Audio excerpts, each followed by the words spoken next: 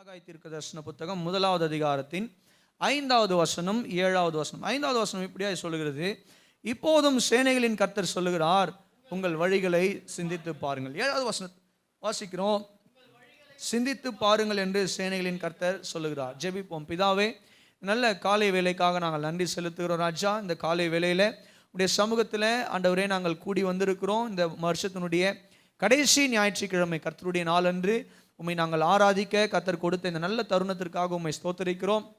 கர்த்தர் பெரிய காரியங்களை செய்யுங்க. உடைய அன்பின் கரத்தில் தாழ்த்துகிறோம். வந்த ஒவ்வொருவருக்கும் இந்த வார்த்தைகள் பிரயோஜனமுள்ளதாக இருக்க தேவ ஆவியானவர் நீர் பேசும்படியாய் ஜெபிக்கிறோம். இயேசுவின் மூலம் எங்கள் நல்ல பிதாவே, ஆமென். ஆண்டவருடைய பரிசுத்தமான நாமத்திற்கு கனமும் மகிமையும் உண்டாவதாக. இந்த காலை வேளையில் இந்த 2025வது வருஷத்தினுடைய இந்த கடைசி வாரத்தில் கர்த்தர் நம்மோடு கூட பேசுகிற ஒரு வார்த்தை என்ன அப்படின்னு சொல்லி கேட்டிங்கன்னா, உங்கள் வழிகளை சிந்தித்து பாருங்கள் என்று கர்த்தர் சொல்லுகிறார். உங்கள் வழிகளை சிந்தித்து பாருங்கள் என்று கர்த்தர் சொல்லுகிறார். இந்த வருடத்தினுடைய கடைசி நாட்களில் இருக்கிற நாம் இந்த வருஷத்தில் நம்முடைய வழிகளை, நாம் கடந்து வந்த வழிகளை, நாம் வாழ்ந்த இந்த வாழ்க்கையை நாம் சிந்தித்து பார்ப்பது அவசியமாக இருக்கிறது. நம்முடைய வாழ்க்கையில் இந்த 2025வது ஆண்டில் ஜனவரி 1 தேதியிலிருந்து இன்றைக்கு 28ஆம் தேதியில் வந்திருக்கிறோம். டிசம்பர் 28ஆம் தேதி இந்த நாள் வரைக்கும் இத்தனை நாட்களும் தேவன் நம்மை நடத்தி வந்த இந்த விதங்களையும், நம்முடைய வாழ்க்கையில் நாம் வந்த வழிகளையும், நம்முடைய கிரியைகளையும், நம்முடைய சில காரியங்களையும், இருதயத்தில் சில காரியங்களையும், நம்முடைய வாழ்க்கையில் இருக்கக்கூடிய சில காரியங்களையும் நாம் சிந்தித்து பார்ப்பது அவசியமாய் இருக்கிறது. அல்லேலூயா சொல்லுங்களேன். நம்முடைய வாழ்க்கையில் இந்த 2025ல் நாம் ஜனவரி 1ஆம் தேதியில் ஆரம்பித்து டிசம்பர் 28 வரைக்கும் வந்திருக்கிறோம். இத்தனை நாட்கள் நம்முடைய வாழ்க்கையில் நம்மை நடத்தி வந்த தேவனுக்கு நம்ம நன்றி செலுத்துகிறோம், தேவனை ஆராதிக்கிறோம், தேவனுக்கு கொடுக்கிறோம். எல்லா காரியங்களையும் செய்தாலும் நம்முடைய வாழ்க்கையில், நம்முடைய இருதயத்தில் ஒரு சில காரியங்களை நாம் சிந்திப்பது அவசியமாய் இருக்கிறது. ஏனென்றால் இந்த காலை வேளையில் நான் உங்களுக்கு ஒரு 3 காரியத்தை காண்பித்து கொடுக்க விரும்புகிறேன். இந்த 3 காரியங்களை நாம் சிந்தித்து நம்முடைய வாழ்க்கையில் நாம் சரி செய்து கொள்வோமானால் இந்த வருஷத்தின் கடைசி நாட்களில் 2026 நமக்கு ஆசீர்வாதமான ஒரு ஆண்டாக இருக்கும். அல்லேலூயா சொல்லுங்களேன். 2025 முடிவில் நாம் ஒரு சில காரியங்களை எல்லாம் சரி செய்து கொள்வோமானால் 2026 நமக்கு பிரயோஜனம் உள்ள ஒரு ஆசீர்வாதமான ஒரு ஆண்டாக இருக்கும் என்பதில் எந்த ஒரு மாற்று கருத்தும் இல்லவே இல்லை. ஆண்டவருடைய நாமத்துக்கு மகிமை உண்டாவதாக. அப்போ கர்த்தர் சொல்கிறாரு, உங்கள் வழிகளை என்ன பண்ணுங்கன்னா சிந்தித்து பாருங்கள். ஏன் இது ஆண்டவர் சொல்கிறாருன்னு சொல்லி கேட்டிங்கன்னா, இதனுடைய கான்டெக்ஸ்ட் என்ன அப்படின்னா, இதனுடைய சந்தர்ப்ப சூழமைவு என்ன, ஆண்டவர் எந்த ஜனங்களுக்கு எந்த சூழ்நிலையில் இந்த வார்த்தையை அவர் சொல்கிறார் என்று நாம் பார்க்கும் பொழுது நல்லா கவனிங்க. இந்த யூத ஜனங்கள் பாபிலோனின் சிறையிருப்பிலிருந்து திரும்ப வந்து தேவனுடைய ஆலயத்தை கட்டி எழுப்புவதற்காக அடித்தளம் போடுகின்றனர். வேக வேகமாக உற்சாகமாக அடித்தளம் போட்டு இவங்க என்ன பண்ணுறாங்கன்னு சொல்லி கேட்டிங்கன்னா, எதிர்ப்பு வந்த உடனே அந்த வேலைகளை எல்லாம் அப்படியே விட்டுட்டு பின்வாங்கி போய் என்ன பண்ணுறாங்கன்னு சொல்லி கேட்டிங்கன்னா, வெவ்வேறு வழிகளில் வாழ ஆரம்பிச்சிடுறாங்க. அப்போ தான் கர்த்தர் என்ன பண்ணுறாருன்னு சொல்லி கேட்டிங்கன்னா, இந்த ஆகாய் தீர்க்கதரிசியும் சகரியா தீர்க்கதரிசியும் அனுப்பி அந்த ஜனங்களுக்கு தம்முடைய வார்த்தைகளை கொடுக்கிறார். அதில் ஒரு வார்த்தை தான் இந்த வார்த்தை, உங்களுடைய வழிகளை கொஞ்சம் சிந்தித்து பாருங்கள். நீங்கள் அடிமைத்தனத்திலிருந்து விடுதலையாகி வந்து தேவனுடைய ஆலயத்தை கட்டி எழுப்ப உற்சாகமாய் கட்டி எழுப்புனீங்க, வேக வேகமாக கட்டி எழுப்புனீங்க, ரொம்ப உற்சாகமாக இருந்தீங்க, ரொம்ப ஆர்வமாக இருந்தீங்க. ஆனால் நாட்கள் போக போக எதிர்ப்பு வந்த உடனே நீங்கள் இப்போ என்னவா ஆயிட்டீங்க அப்படின்னு சொல்லி கேட்டிங்கன்னா, எந்த காலை முன் வச்சிங்களோ அதே காலை பின் வைத்து you have become so dull. நீங்கள் என்னவா இருக்கீங்கன்னு சொல்லி கேட்டிங்கன்னா, பிரைட்டாக இருந்த நீங்கள் இப்போ டல்லாக இருக்கிறீங்க, டல்லாக மாறி இருக்கீங்க. உடைய வாழ்க்கையில் உற்சாகமாய் இருந்த நீங்கள் உற்சாகத்தை இழந்திருக்கிறீர்கள்.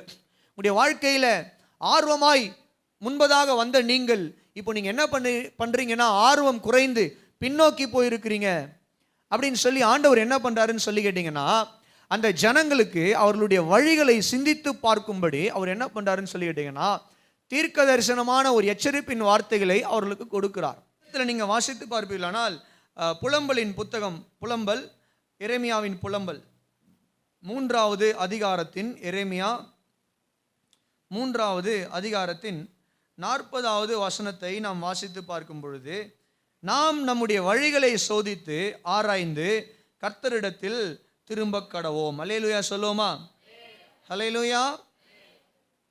எரேமியா என்கிற தீர்க்கதரிசி அந்த யூத ஜனங்களுக்கு அவர் தம்முடைய வார்த்தையை எழுதும் பொழுது இப்படியா எழுதுகிறார். என்ன சொல்றாருன்னு சொல்லிக்கிட்டீங்கன்னா, நாம் நம்முடைய வழிகளை சோதித்து ஆராய்ந்து, நம்முடைய வழிகள் எப்படிப்பட்ட வழிகள் என்பதை நாம் சோதித்து ஆராய்ந்து கர்த்தரிடத்தில் என்ன பண்ண கடவோம்? திரும்ப கடவோம். ஆண்டவருடைய நாமத்துக்கு மகிமையும் கனமும் உண்டாவதாக.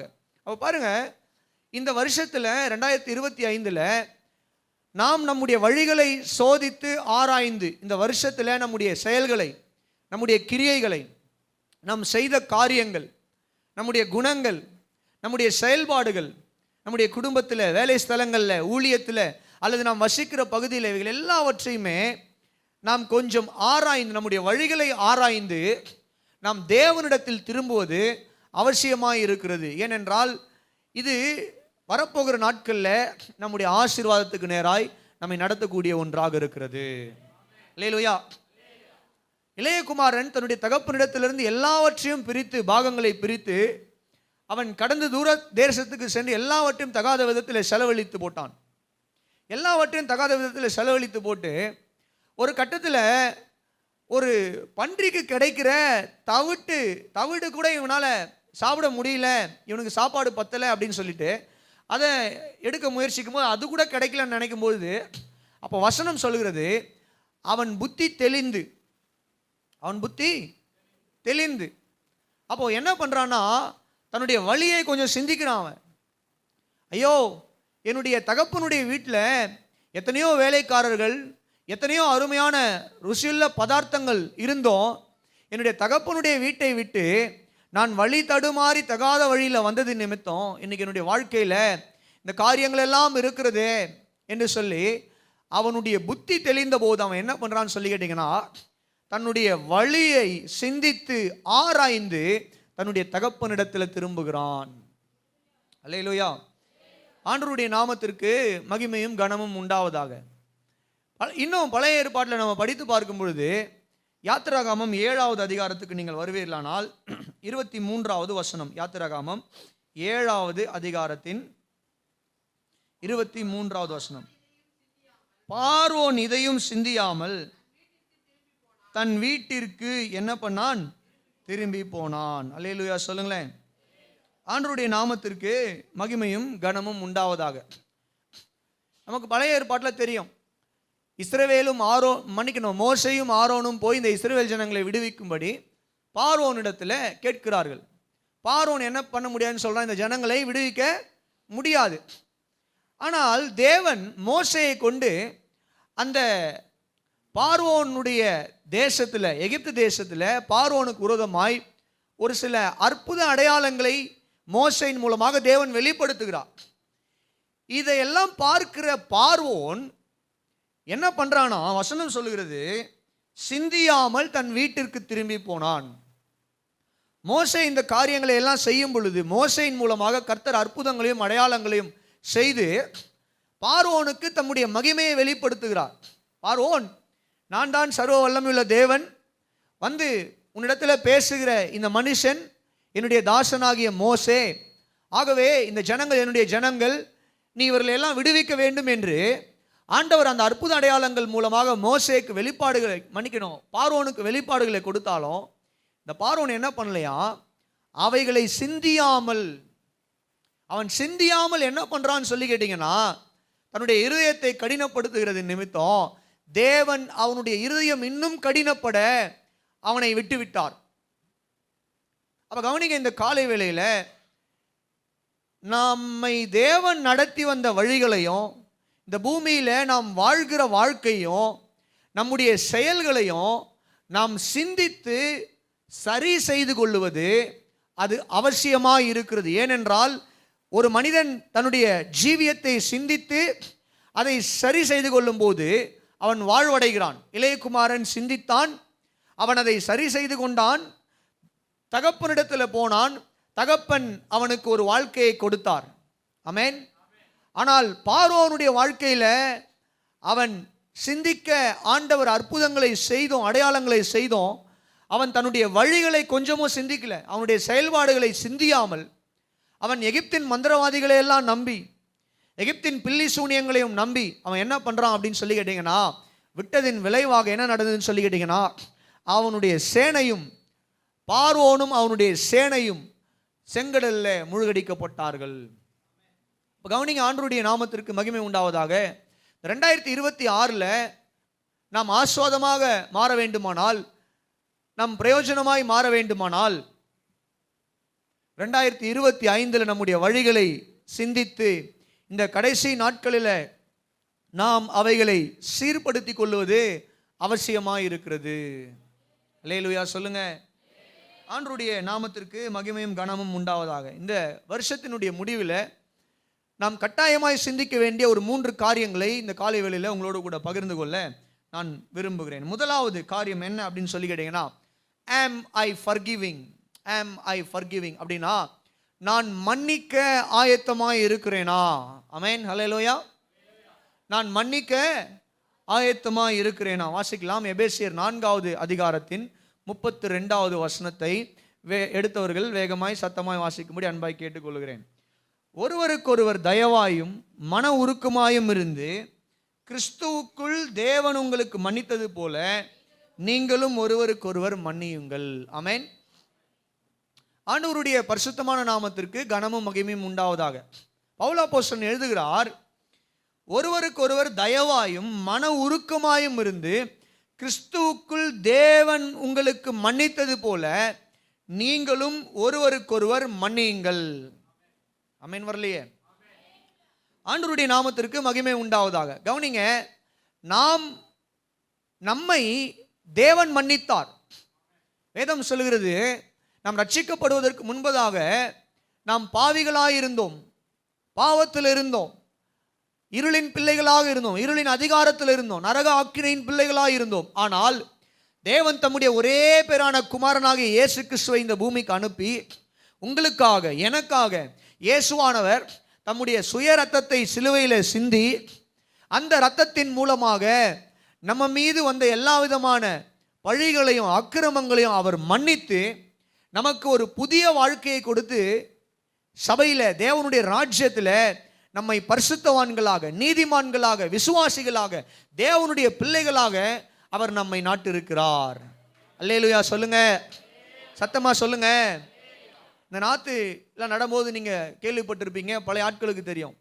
ஒரு மண்ணிலிருந்து எடுத்து அதை இன்னொரு மண்ணில் வைக்கும் பொழுது அதை எடுத்து என்ன பண்ணுவாங்கன்னு சொல்லி கேட்டிங்கன்னா, அந்த பழைய மண்ணை எல்லாம் என்ன பண்ணுவாங்கன்னா சுத்தமாக தட்டி க்ளீன் பண்ணி புது மண்ணில் கொண்டு போய் என்ன பண்ணுவாங்கன்னா வைப்பாங்க. அப்படி வைக்கும் பொழுது தான் அது என்ன பண்ணும் அப்படின்னு சொல்லி கேட்டிங்கன்னா, அந்த இடத்துல அது வளர்ந்து கனி கொடுக்கக்கூடியதாய் மாறும். அதே போல் நம்முடைய பழைய வாழ்க்கையெல்லாம் கர்த்தர் கழுவி தேவனுடைய ராஜ்யத்தில் நம்ம என்ன பண்ணியிருக்காருன்னு சொல்லி கேட்டிங்கன்னா, தேவன் நம்மை நட்டிருக்கிறார். நாம் இன்னைக்கு தேவனுடைய பிள்ளைகளாக இருக்கிறோம். கரங்களை தட்டிய உயர்த்திய ஒரு அல்லேலூயா சொல்லுங்க. அல்லேலூயா. ஆண்டவர் நாமத்திற்கு கனமும் மகிமையும் உண்டாவதாக. அப்போ கவனிங்க, ஆண்டவர் நம்மை மன்னித்திருக்கிறார். சரி, இது ஆண்டவர் நாம் ரட்சிக்கப்படும் போது மன்னித்தது. 2025 நாம் தேவனுக்கு விரோதமான காரியங்கள் ஒரு நாளும் செய்யலையா? தேவனுக்கு விரோதமான வார்த்தைகளே நம்முடைய வாயிலிருந்து புறப்பட்டு வரலையா? தேவனுக்கு விரோதமான வழியில் ஒரு நாளும் நம்முடைய கால்கள் போலையா? கொஞ்சம் சிந்தித்து பார்க்கணும். அப்போது இந்த 2025 எத்தனையோ முறை நாம் தேவனை தேட மறந்திருக்கலாம், தேவனுக்கு உண்மையா இல்லாமல் போயிருக்கலாம், தேவனுக்கு பிரியமில்லாத காரியங்களை நம்முடைய வாயில பேசியிருக்கலாம், கண்களால் பார்த்துருக்கலாம், தேவனுக்கு பிரியமில்லாத காரியங்களை தேடி ஓடி இருக்கலாம் நம்முடைய கால்கள், நம்முடைய குடும்பத்தில் தேவனுக்கு பிரியமில்லாத காரியங்களை நாம் அனுமதித்திருக்கலாம். ஆனாலும் நாம் சபைக்கு வந்து தேவ சமூகத்தில் மண்டிட்டு ஜெபிக்கும் பொழுது, அல்லது உங்களுடைய குடும்பங்களில் தேவ சமூகத்தில் மண்டிட்டு ஜெபித்து ஆண்டவரிடத்தில் நாம் அறியாமல் செய்கிற அல்லது அறிந்தே சில வேளைகளில் நிர்பந்தத்தின் நிமித்தம் செய்கிற அந்த பாவங்களை எல்லாம் தேவ சமூகத்தில் அறிக்கையிடும் பொழுது தேவன் இன்றளவும் இந்த நிமிடம் வினாடி அளவும் நம்மை மன்னித்து, ஆமென், நம்மை சபையில் வைத்திருக்கிறாரே. ஒரு அல்லேலூயா சொல்லுங்களேன். அப்போ 2025 நம்ம யாரும் தேவனுக்கு விரோதமான காரியமே செய்யலையா? நம் குடும்பத்தில் போய் சொல்லலையா? நம்ம வேலையை செய்கிற இடத்துல நம்ம எதுவும் தகாத காரியங்களை பண்ணலையா? இல்லை நம்முடைய வாழ்க்கையில் நம்ம 100% பர்ஃபெக்டாகவே இருந்தோமா? நம்ம தவறவே இல்லையா அப்படின்னு சொல்லி சிந்தித்து பார்க்கும் பொழுது நாம் அநேக காரியங்களில் இந்த 2025 தவறி இருக்கிறோம், விழுந்து போயிருக்கிறோம். எத்தனையோ தடவை விழுந்து போயிட்டு சபையில் வந்து உட்கார்ந்துருக்கிறீங்க. ஆண்டவர் உங்களை தம்முடைய வசனங்களை கொண்டு, பாடல்களை கொண்டு, பிரசங்கங்களை கொண்டு தேற்றி இருக்கிறார், ஆலோசனைகளை கொண்டு தேற்றி இருக்கிறார். ஆண்டவர் மறுபடியும் உங்களை நீங்கள் பின்வாங்கி போகாமல் உங்களுடைய பாவங்களை எல்லாம் மன்னித்து, நம்முடைய பாவங்களை எல்லாம் மன்னித்து சபையில் நம்மை தேவனுடைய பிள்ளைகளாய் வைத்திருக்கிறார். அல்லேலூயா சொல்லுங்களேன், சத்தமா சொல்லுங்க. ஆண்டவர் நாமத்துக்கு கனமும் மகிமையும் உண்டாவதாக. அப்போ தேவனிடத்திலிருந்து இத்தனை இரக்கங்களை பெற்றுக்கொண்டிருக்கிற நாம, மன்னிப்பை தயவையும் பெற்றுக்கொண்டிருக்கிற நாம, அதே மன்னிப்பையும் தயவையும் மற்றவர்களுக்கு இந்த வருஷத்தில் கொடுக்க நாம் ஆயத்தமா இருக்கிறோமா? Very important thing. மிக முக்கியமான ஒரு விஷயத்தை இந்த காலை வேளையில் நான் பேசிக்கொண்டிருக்கேன். 2025 நாம் தேவனுக்கு விரோதமாய் செய்த பாவங்களை எல்லாம் மன்னித்து தேவன் இன்றைக்கும் நம்மை கழுவி நம்மை நீதிமான்களாய் சபையில் வைத்திருக்கிறார். ஆமென், அல்லேலூயா. இன்னும் நம்மை பரிசுத்தவான்களாய் வைத்திருக்கிறார். இன்னும் நாம கிறிஸ்தவங்களாக தான் இருக்கிறோம். அல்லேலூயா சொல்லுங்க. ஆண்டவர் நீங்க வேணான்னு சொல்லி உங்களை என்ன பண்ணிடல, புறக்கணித்து விடவில்லை. நாம் தேவையில்லைன்னு சொல்லி ஆண்டவர் நம்மை புறக்கணிச்சிடல, ஆண்டவர் நம்ம வச்சிருக்காரு. அல்லேலூயா சொல்லுங்களேன். அப்ப கவனிங்க, இந்த 2025 நமக்கு விரோதமாய் எத்தனையோ மனிதர்கள் இந்த பூமியிலே செயல்பட்டு இருக்கலாம். நமக்கு விரோதமாய் செயல்பட்ட அத்தனை பேரையும் இந்த 2025 கடைசியில் மன்னிக்க நீங்கள் ஆயத்தமா இருக்கிறீர்களா? நீங்கள் அவர்களை மன்னிக்க ஆயத்தமா இருப்பீர்களானால் நான் சொல்றேன், 2026 உங்களுக்கு ஆசீர்வாதமான ஒரு ஆண்டாக இருக்கும். அல்லேலூயா. If you ready to forgive those who hurt you, those who oppose you, those who work against you, உங்களுக்கு விரோதமாய் செயல்பட்ட பேசுகிற அத்தனை பேரையும் நீங்கள் மன்னிக்க ஆயத்தமா இருப்பீர்களானால் நான் சொல்லுகிறேன், வரப்போகிற ஆண்டு உங்களுக்கு நன்மையின் ஆண்டாக, ஆசீர்வாதமான ஒரு ஆண்டாக இருக்கும் என்பதில் எந்த ஒரு மாற்று கருத்தும் இல்லை. கரங்களை உயர்த்தியோ தட்டியோ ஒரு அல்லேலூயா சொல்லுங்க. ஆண்டவருடைய நாமத்துக்கு மகிமை உண்டாவதாக. ஆண்டவர் ஒரு அற்புதமான ஒரு ஓமையை சொன்னார். ஒரு காரியத்தை அவர் சொல்லிக் கொடுத்தார் தம்முடைய சீஷர்களுக்கு. வாசிக்கலாமா? மத்தேயு சுவிசேஷம் 18வது அதிகாரம். மத்தேயு சுவிசேஷம் 18வது அதிகாரத்தின் 21வது வசனத்திலிருந்து நாம் வாசிக்க கேட்போம். ஆண்டவரே, என் சகோதரன் எனக்கு விரோதமாய் குற்றம் செய்து வந்தால் நான் எத்தனை தரம் மன்னிக்க வேண்டும்? ஆண்டவர் சொல்றாரு, 7 தரம் மட்டும் என்று 7 தரம் மட்டுமோ என்று கேட்டான். அதற்கு இயேசு 7 தரம் மாத்திரமல்ல 70 தரம். ஆமென்.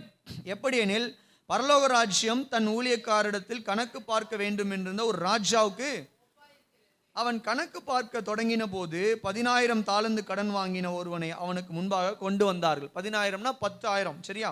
கடனை தீர்க்க அவனுக்கு நிர்வாகம் இல்லாதபடியால் அவனுடைய ஆண்டவன் அவனையும் அவன் பெண்ஜாதி பிள்ளைகளையும் அவனுக்கு உண்டான எல்லாவற்றையும் விற்று கடனை தீர்க்கும்படி கட்டளையிட்டான். அப்பொழுது அந்த ஊழியக்காரன் தாழ விழுந்து வணங்கி, ஆண்டவனே, என்னிடத்தில் பொறுமையாயிருந்து எல்லாவற்றையும் உமக்கு கொடுத்திருக்கிறேன் என்றான். அந்த ஊழியக்காரனுடைய ஆண்டவன் மனதிறங்கி அவனை விடுதலை பண்ணி கடனையும் அவனுக்கு மன்னித்து விட்டான்.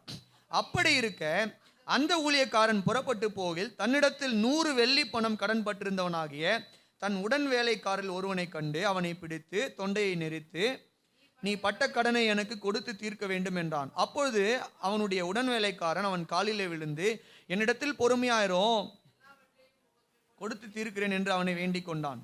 அவனோ சம்மதியாமல் போய்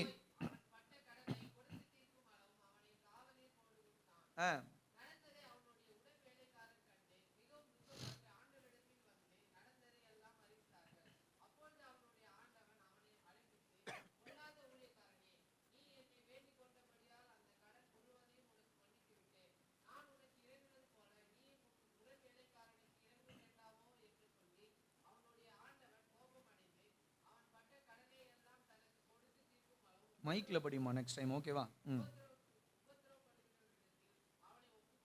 அல்லேலூயா. நீங்களும் அவனவன் தன் சகோதரன் செய்த தப்பிதங்களை மனப்பூர்வமாய் மன்னியாமல் போனால் என் பரமபிதாவும் உங்களுக்கு இப்படியே செய்வார் என்றார். ஆமென்.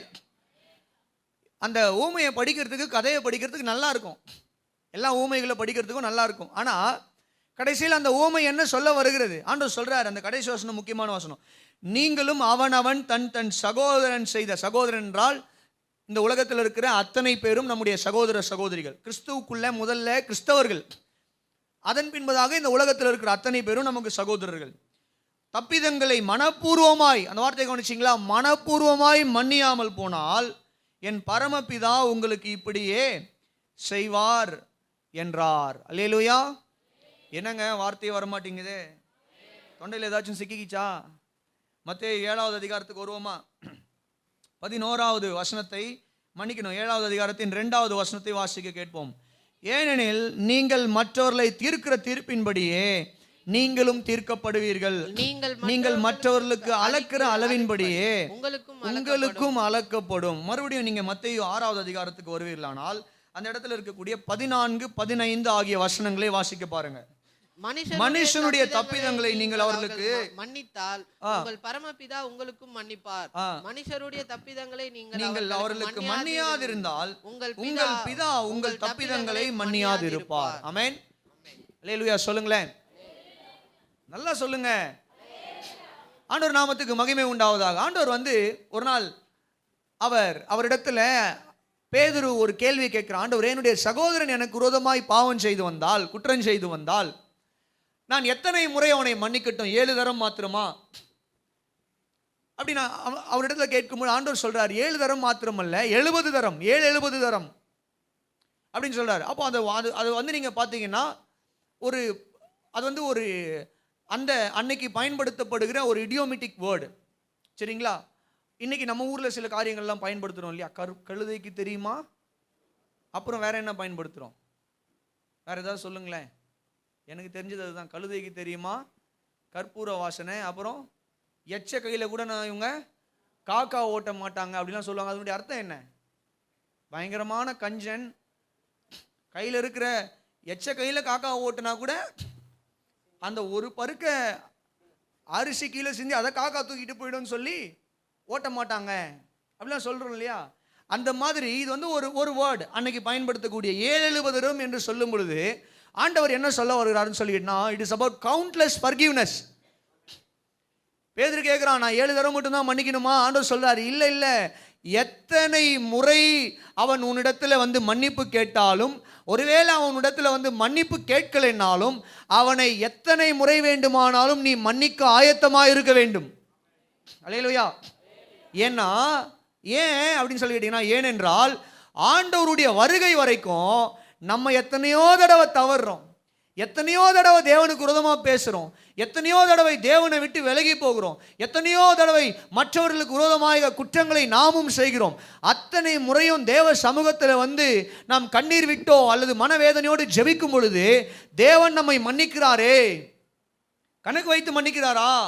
2025 ஒரு 10 முறை தான் நான் மன்னிப்பேன், அதுக்கு மேலே மன்னிக்க மாட்டேன், 11வது தடவை உங்களை அடிச்சிருவேன் அப்படின்னு ஆண்டவர் ஏதாவது வச்சிருக்காரா? இல்லையே.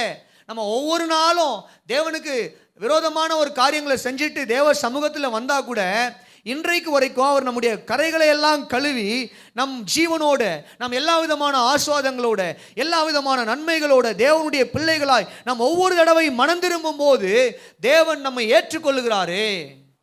அதுதான் ஆண்டவர் சொல்றார் இந்த இடத்துல. சகோதரன் உனக்கு விரோதமாய் பாவம் செய்தால் அவனை நீ கணக்கு வச்சு மன்னிக்காத, கணக்கு இல்லாம மன்னிக்கணும். அல்லேலூயா. அதை சொல்லிட்டு சொல்றாரு, ஒரு அற்புதமான ஒரு ஊமையை சொல்லி கொடுக்கிறார். ஒரு எஜமான இடத்துல ஒரு வேலையால் கடன்பட்டு இருக்கிறான். 10,000 தாலந்து, பல பணம், பல கோடி வச்சுக்கலாம், பணம் அப்படி வச்சுக்கோங்க, பல கோடி அப்படி வச்சுக்கோங்க. அவனிடத்தில் அவனால் அடைக்க முடியல. எஜமானன் கூட்டு வர சொல்றாரு. கூட்டு சொல்றாரு, என்னடா பணத்தை வாங்கிட்டு அடைக்கல? அவன் சொல்றான், என்னால் முடியல, கஷ்டமா இருக்கு, கொஞ்சம் தவணை கொடுங்க. உன் பொண்டாட்டிய, உன்னுடைய பிள்ளைகளை எல்லாவற்றையும் வித்து பணத்தை கொடுன்னு கேட்கிறாரு. அவன் சொல்றான், ஐயா கொஞ்சம் பொறுத்துக்கோங்க, எல்லாத்தையும் அடைச்சிடுறேன். அவனுடைய சூழ்நிலையை பார்த்து எஜமானன் என்ன பண்றாருன்னா, சரி இவன் ரொம்ப பரிதாபமான நிலைமையில் இருக்கிறான், இவனை மன்னிக்கலாம்னு சொல்லி மன்னிச்சிடுறாரு. அத்தனை கோடி பணங்களையும் மன்னித்து விடுகிறார். இவன் போறான் பாருங்க, இவனுடைய உடன் வேலையாளன் ஒருத்தன் 100 வெள்ளி பணம் இவன்கிட்ட கடன் பட்டிருக்கிறான். 10,000 தாலந்து என்பது வேற, 100 வெள்ளி பணம் என்பது வேற. எங்கடா என் பணம்னு சொல்லி அவன் சொக்காவை பிடிச்சி இவன் சண்டை போட்டு உன்னை என்ன பண்றான் பாருன்னு அவனுக்குரிய தண்டனையை கொடுக்கும் பொழுது, எஜமானனுடைய வேலையாட்கள் இவனை பார்த்து போய் எஜமானிடத்தில் இந்த செய்தியை சொல்லி, எஜமானன் அவனை கொண்டு வாங்கன்னு சொல்லி, ஏண்டா உனக்கு நான் உன்னுடைய பாவங்களை எல்லாம் மன்னித்தால், அதாவது உன்னுடைய கடனை எல்லாம் நான் மன்னித்தால், நீ உன்னிடத்தில் கடன் வாங்கினவனை மன்னிக்காம அவனை நீ தண்டிக்கிறாயா? உன்னை நான் என்ன பண்ணுவேன் தெரியுமா? உன்னை புறம்பான இருளில் போடுறேன் அப்படின்னு சொல்லி அவனை புறம்பான இருளில் தள்ளினார். சொல்லிட்டு ஆண்டவர் சொல்றாரு, நீங்களும் உங்களுடைய சகோதரர்களை மன்னியாமல் போனால் ஆண்டவர் என்ன பண்ணுவாராம்? நமக்கும் இதே காரியத்தை செய்வார். அப்படியே எழுதியிருக்காரு பாருங்க, வசனம் அப்படியே எழுதியிருக்கு. நீங்களும் அவனவன் தன் தன் சகோதரன் தான் செய்த தப்பிதங்களை மனப்பூர்வமாய் மன்னியாமல் போனால் என் பரம பிதாவும் உங்களுக்கு இப்படியே செய்வார் என்றார். இது சொன்னது யாருன்னா பாஸ்டர் கிடையாதுங்க, உலகத்தின் இரட்சகர் சர்வ வல்லமையுள்ள தேவன் இயேசு கிறிஸ்து சொல்லுகிற ஒரு வார்த்தை. அல்லேலூயா. அப்ப இந்த காலை வேளையில தேவனுடைய பிள்ளைகள் மன்னிக்கிறவர்களாக இருக்க வேண்டும். இந்த 2025 உங்களுக்கு விரோதமாய் இந்த உலகத்தில் மனிதர்கள் செய்த பாவங்களையும் குற்றங்களையும் விரோதமான காரியங்களையும் விரோதமான வார்த்தைகளையும் மன்னிக்க நீங்கள் ஆயத்தமாக இருப்பீர்களானால் தேவன் உங்களை மன்னித்து 2026 உங்களுடைய ஆசீர்வாதங்களை உங்களுக்கு கொடுப்பார். அல்லேலூயா. நீங்க மன்னிக்க ஆயத்தமா இல்லைன்னா நீங்க எழுதி வச்சுக்கோங்க, 2026 ஆண்டவரிடத்தில் நன்மைகளை எதிர்பார்க்காதீங்க. புரியுதா உங்களுக்கு நான் சொல்றது? இன்னைக்கு நீங்க மன்னிக்கிறதுக்கு ஆயத்தமா இல்லைன்னா, உங்களுக்கு விரோதமாய் காரியங்களை செய்த மனிதர்களையோ பேசின மனிதர்களையோ மன்னிக்க நீங்கள் ஆயத்தமா இல்லை என்றால் 26 தேவனுடைய பட்சத்தில் கிரியை செய்யணும்ன்ற எண்ணத்தை இந்த இடத்துல இருந்து எடுத்து போட்டுருங்க, தேவையில்லை. ஆண்டவர் சொல்றாரு, அவர்கள் உங்களிடத்துல வந்து மன்னிப்பு கேட்கும் பொழுது, if anyone ready to ask forgiveness, அவர்கள் உங்களிடத்துல வந்து மன்னிப்பு கேட்கிறாங்களா, மன்னிக்க வேண்டும். அல்லேலூயா சொல்லுங்க. மன்னிக்கணும். நீங்க மன்னிக்காம ஒருவேளை அவங்க மன்னிப்பு கேட்கலனாலும், மன்னிப்பு கேட்டாங்க மன்னிக்கிறோம், மன்னிப்பு கேட்காதவங்க நாங்க எப்படி மன்னிக்கிறது? கேள்வி வருது இல்லை உள்ள. அவங்க மன்னிப்பு கேட்கலனாலும் அவர்களை உங்களுடைய இருதயத்தில் நீங்கள் மன்னிக்க ஆயத்தமா இருந்து தேவனுடைய பார்வையில் ஆண்டவரே நான் அவர்களை மன்னித்து விடுகிறேன். அவங்க வந்து மன்னிப்பு கேட்கல நம்ம இடத்துல, ஆனாலும் ஆண்டவர்கிட்ட நம்ம சொல்லிடுறோம், ஆண்டவரே நாங்கள் அவங்கள மன்னிச்சிடுறோம், நீங்க மற்ற காரியங்களை நீங்க பார்த்துக்கோங்க. அல்லேலூயா. இதுதான் ஒரு தேவ பிள்ளையினுடைய குணம். இதை தான் இந்த காலை வேளையில் நாம் சிந்தித்து பார்க்க தேவன் நம்மை ஏவுகிறார். இந்த 2025 உங்களை யாரெல்லாம் காயப்படுத்தினாங்க, உங்களுடைய இருதயத்தை யாரெல்லாம் காயப்படுத்தினாங்க, உங்களுடைய குடும்ப காரியங்களை எல்லாம் சொல்லி, உங்களுடைய குறைவுகளை எல்லாம் சொல்லி, உங்களுடைய கஷ்ட நஷ்ட போராட்டங்களை எல்லாம் சொல்லி உங்களை எத்தனை பேர் அவமானப்படுத்தி காயப்படுத்தினாங்க? உங்களை தகாத வார்த்தைகளாக பேசினாங்களா? யார் பேசினது? கணவனா, மனைவியா, பிள்ளைகளா, பெற்றோரா, சொந்த பந்தங்களா? யார் உங்களை பேசினாங்க? அத்தனை பேரையும் மன்னிக்க ஆயத்தமா இருக்க வேண்டும். இந்த காலை வேளையில மன்னிக்கணும். ஆமென். வரல பாருங்க, நம்ம எப்படி தெரியுமா உட்காந்துருக்கணும்? இல்லை இல்லை அவன் போனா நாக்கு புடுங்குற மாதிரி 4 கேள்வி கேட்டு தான் நான் மன்னிப்பேன். அதான் கேட்டீங்களா, அப்புறம் என்ன மன்னிக்கிறது? ஆமென். கணவனை மன்னிக்கணும், மனைவியை மன்னிக்கணும், பிள்ளைகளை மன்னிக்கணும். இந்த 2025 குடும்பங்களில் நடந்த காரியங்களை மன்னிக்கணும். நீங்க குடும்பமாய் நீங்கள் மன்னிப்பு ஒருவருக்கொருவர் மாற்றிக்கொண்டால் தான் குடும்பத்தில் அற்புதங்களை பார்க்க முடியும். அல்லேலூயா சொல்லுங்க. அல்லேலூயா. உங்களிடத்துல சண்டை போட்டவங்க, உங்களை தகாத விதமான வார்த்தைகளாய் கேட்டவங்க, உங்களை குறித்து போய் வீடு வீடாய் தவறாய் பேசினவர்கள், உங்களை குறித்து ஃபோன் பண்ணி மற்றவர்களிடத்தில் தவறாய் பேசினவர்கள், தகாத விதமான காரியங்கள், நாம் செய்யாத காரியங்களை எல்லாம் செய்ததாக சொன்னவங்க எல்லாரையும் மன்னிக்க ஆயத்தமா இருக்கணும். ஆமென். நீங்க மருமகள்கள் இருக்கிறீங்களா? உங்களுடைய மாமியார்களை மன்னிக்க ஆயத்தமா இருக்கிறீங்களா? 26 உங்களுக்கு ஆஸ்வாதமா இருக்கும். மாமியாருங்க இருக்கிறீங்களா? உங்களுடைய மருமகள்களை மன்னிக்க நீங்கள் ஆயத்தமா இருப்பீர்களானால் 2026 உங்களுக்கு ஆசீர்வாதம். ஆமென். அல்லேலூயா சொல்லுங்க. இதேதான் மருமகனுக்கும் மருமகளுக்கும்.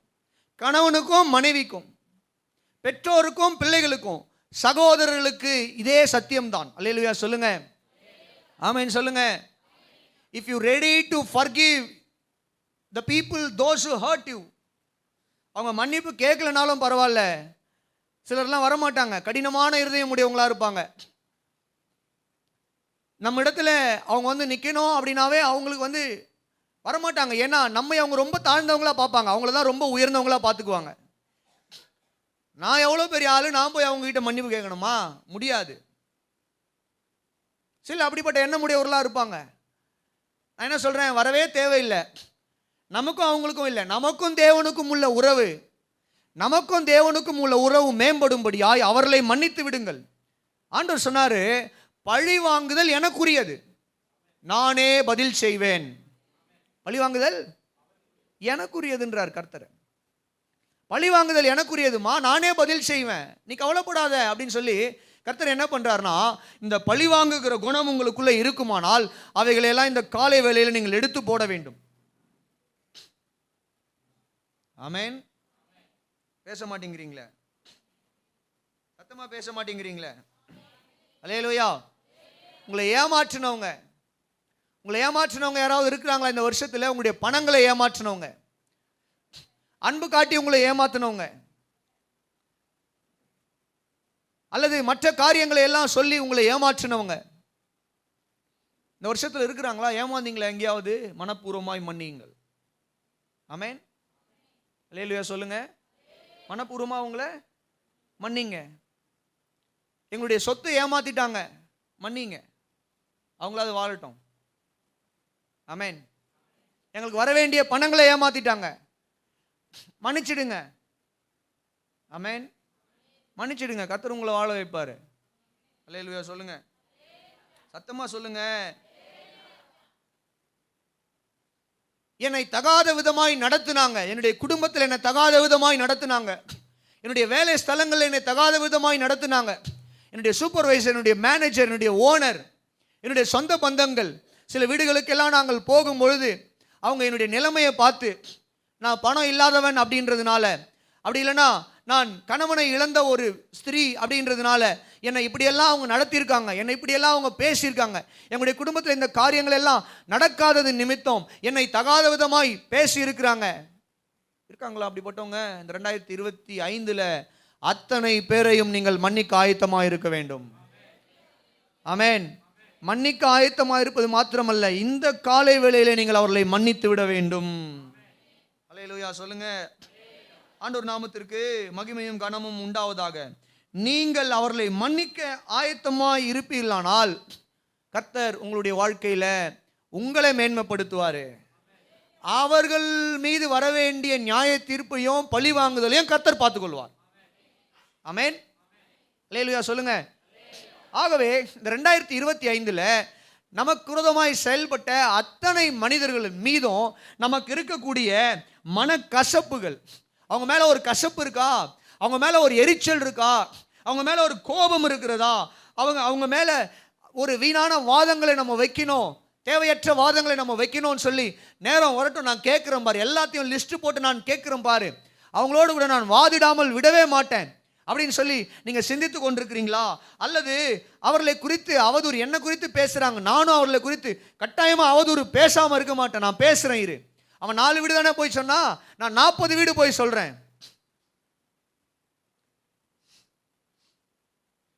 இப்படிப்பட்ட எண்ணங்கள் நமக்குள்ள, எரிச்சல்கள், கோபங்கள் இருக்குமானால் அவைகள் எல்லாம் இந்த காலை வேளையிலே விட்டுவிடும்படி தேவன் நம்மை அழைக்கிறார். ஆண்டவர் சிந்திக்க சொல்றார், நம்முடைய வழிகளை சிந்திக்க சொல்றார். ஆமென். நம்முடைய வழிகளை சொல்லுங்க, சிந்திக்க சொல்லுகிறார். இன்னைக்கு நான் சொல்றேன், இன்னைக்கு நீங்கள் மனப்பூர்வமாய் இங்க இருக்கிற கணவன் உங்களுடைய மனைவிகளை மன்னிப்பீங்கன்னா, இந்த 2025 மனைவிகள் உங்களுடைய கணவனை மன்னிப்பீங்கன்னா, இந்த 2025 உங்களுடைய குடும்பத்தில் நடந்த தேவையற்ற காரியங்களை மறுபடியும் சொல்லி உங்கள் கணவனிடத்திலோ மனைவியிடத்திலேயோ நீங்கள் பிரச்சனையை ஆரம்பிக்க கூடாது. அல்லேலூயா. 2025 நம்முடைய குடும்பத்தில் இருக்க ஏதோ ஒரு காரியம் நடந்து போச்சு, மாமியாரோ மருமகளோ கணவனோ மனைவியோ நீங்க இன்னைக்கு மன்னிக்கிறீங்கன்னா, ஏப்ரல் மாதம் என்ன நடந்தது ஞாபகம் இருக்கா? ஞாபகம் இருக்கா? என்ன பேசுனீங்க ஞாபகம் இருக்கா? கொண்டு வராத வாயில. ஆமென். நீ கொண்டு வந்தேனா கர்த்தர் என்ன பண்ணுவார்னா நம்முடைய சரித்திரத்தை புரட்டுவார், மன்னிக்க மாட்டார். நாம் மற்றவர்களை தீர்க்கிற தீர்ப்பின்படியே அவர் நம்மை தீர்க்கிறார். நாம் மற்றவர்களுக்கு அளக்கிற அளவின்படியே அவர் நமக்கு அளவுறாரு. அல்லேலூயா சொல்லுங்க, அல்லேலூயா சொல்லுங்க, அல்லேலூயா. அப்ப இந்த காலை வேளையில நல்ல கவனிங்க பிரியமானவர்களே, தேவநாமத்துக்கு கனமும் மகிமையும் உண்டாவதாக. நாம் சிந்தித்து பார்க்க வேண்டிய முதல் காரியம், இந்த வருஷத்துல எனக்கு விரோதமாய் நடந்த அத்தனை காரியங்களையும் மன்னிக்க நான் ஆயத்தமாய் இருக்கிறேனா? ஆமென், அல்லேலூயா. மன்னிக்கிற இருதயம் எனக்கு இருக்கா? என் கணவனை மன்னிக்க, என் மனைவியை மன்னிக்க, பிள்ளைகளை மன்னிக்க, பெற்றோரை மன்னிக்க, மாமியாரை மன்னிக்க, மாமனாரை மன்னிக்க, மருமகளை மன்னிக்க நான் ஆயத்தமா இருக்கிறேனா?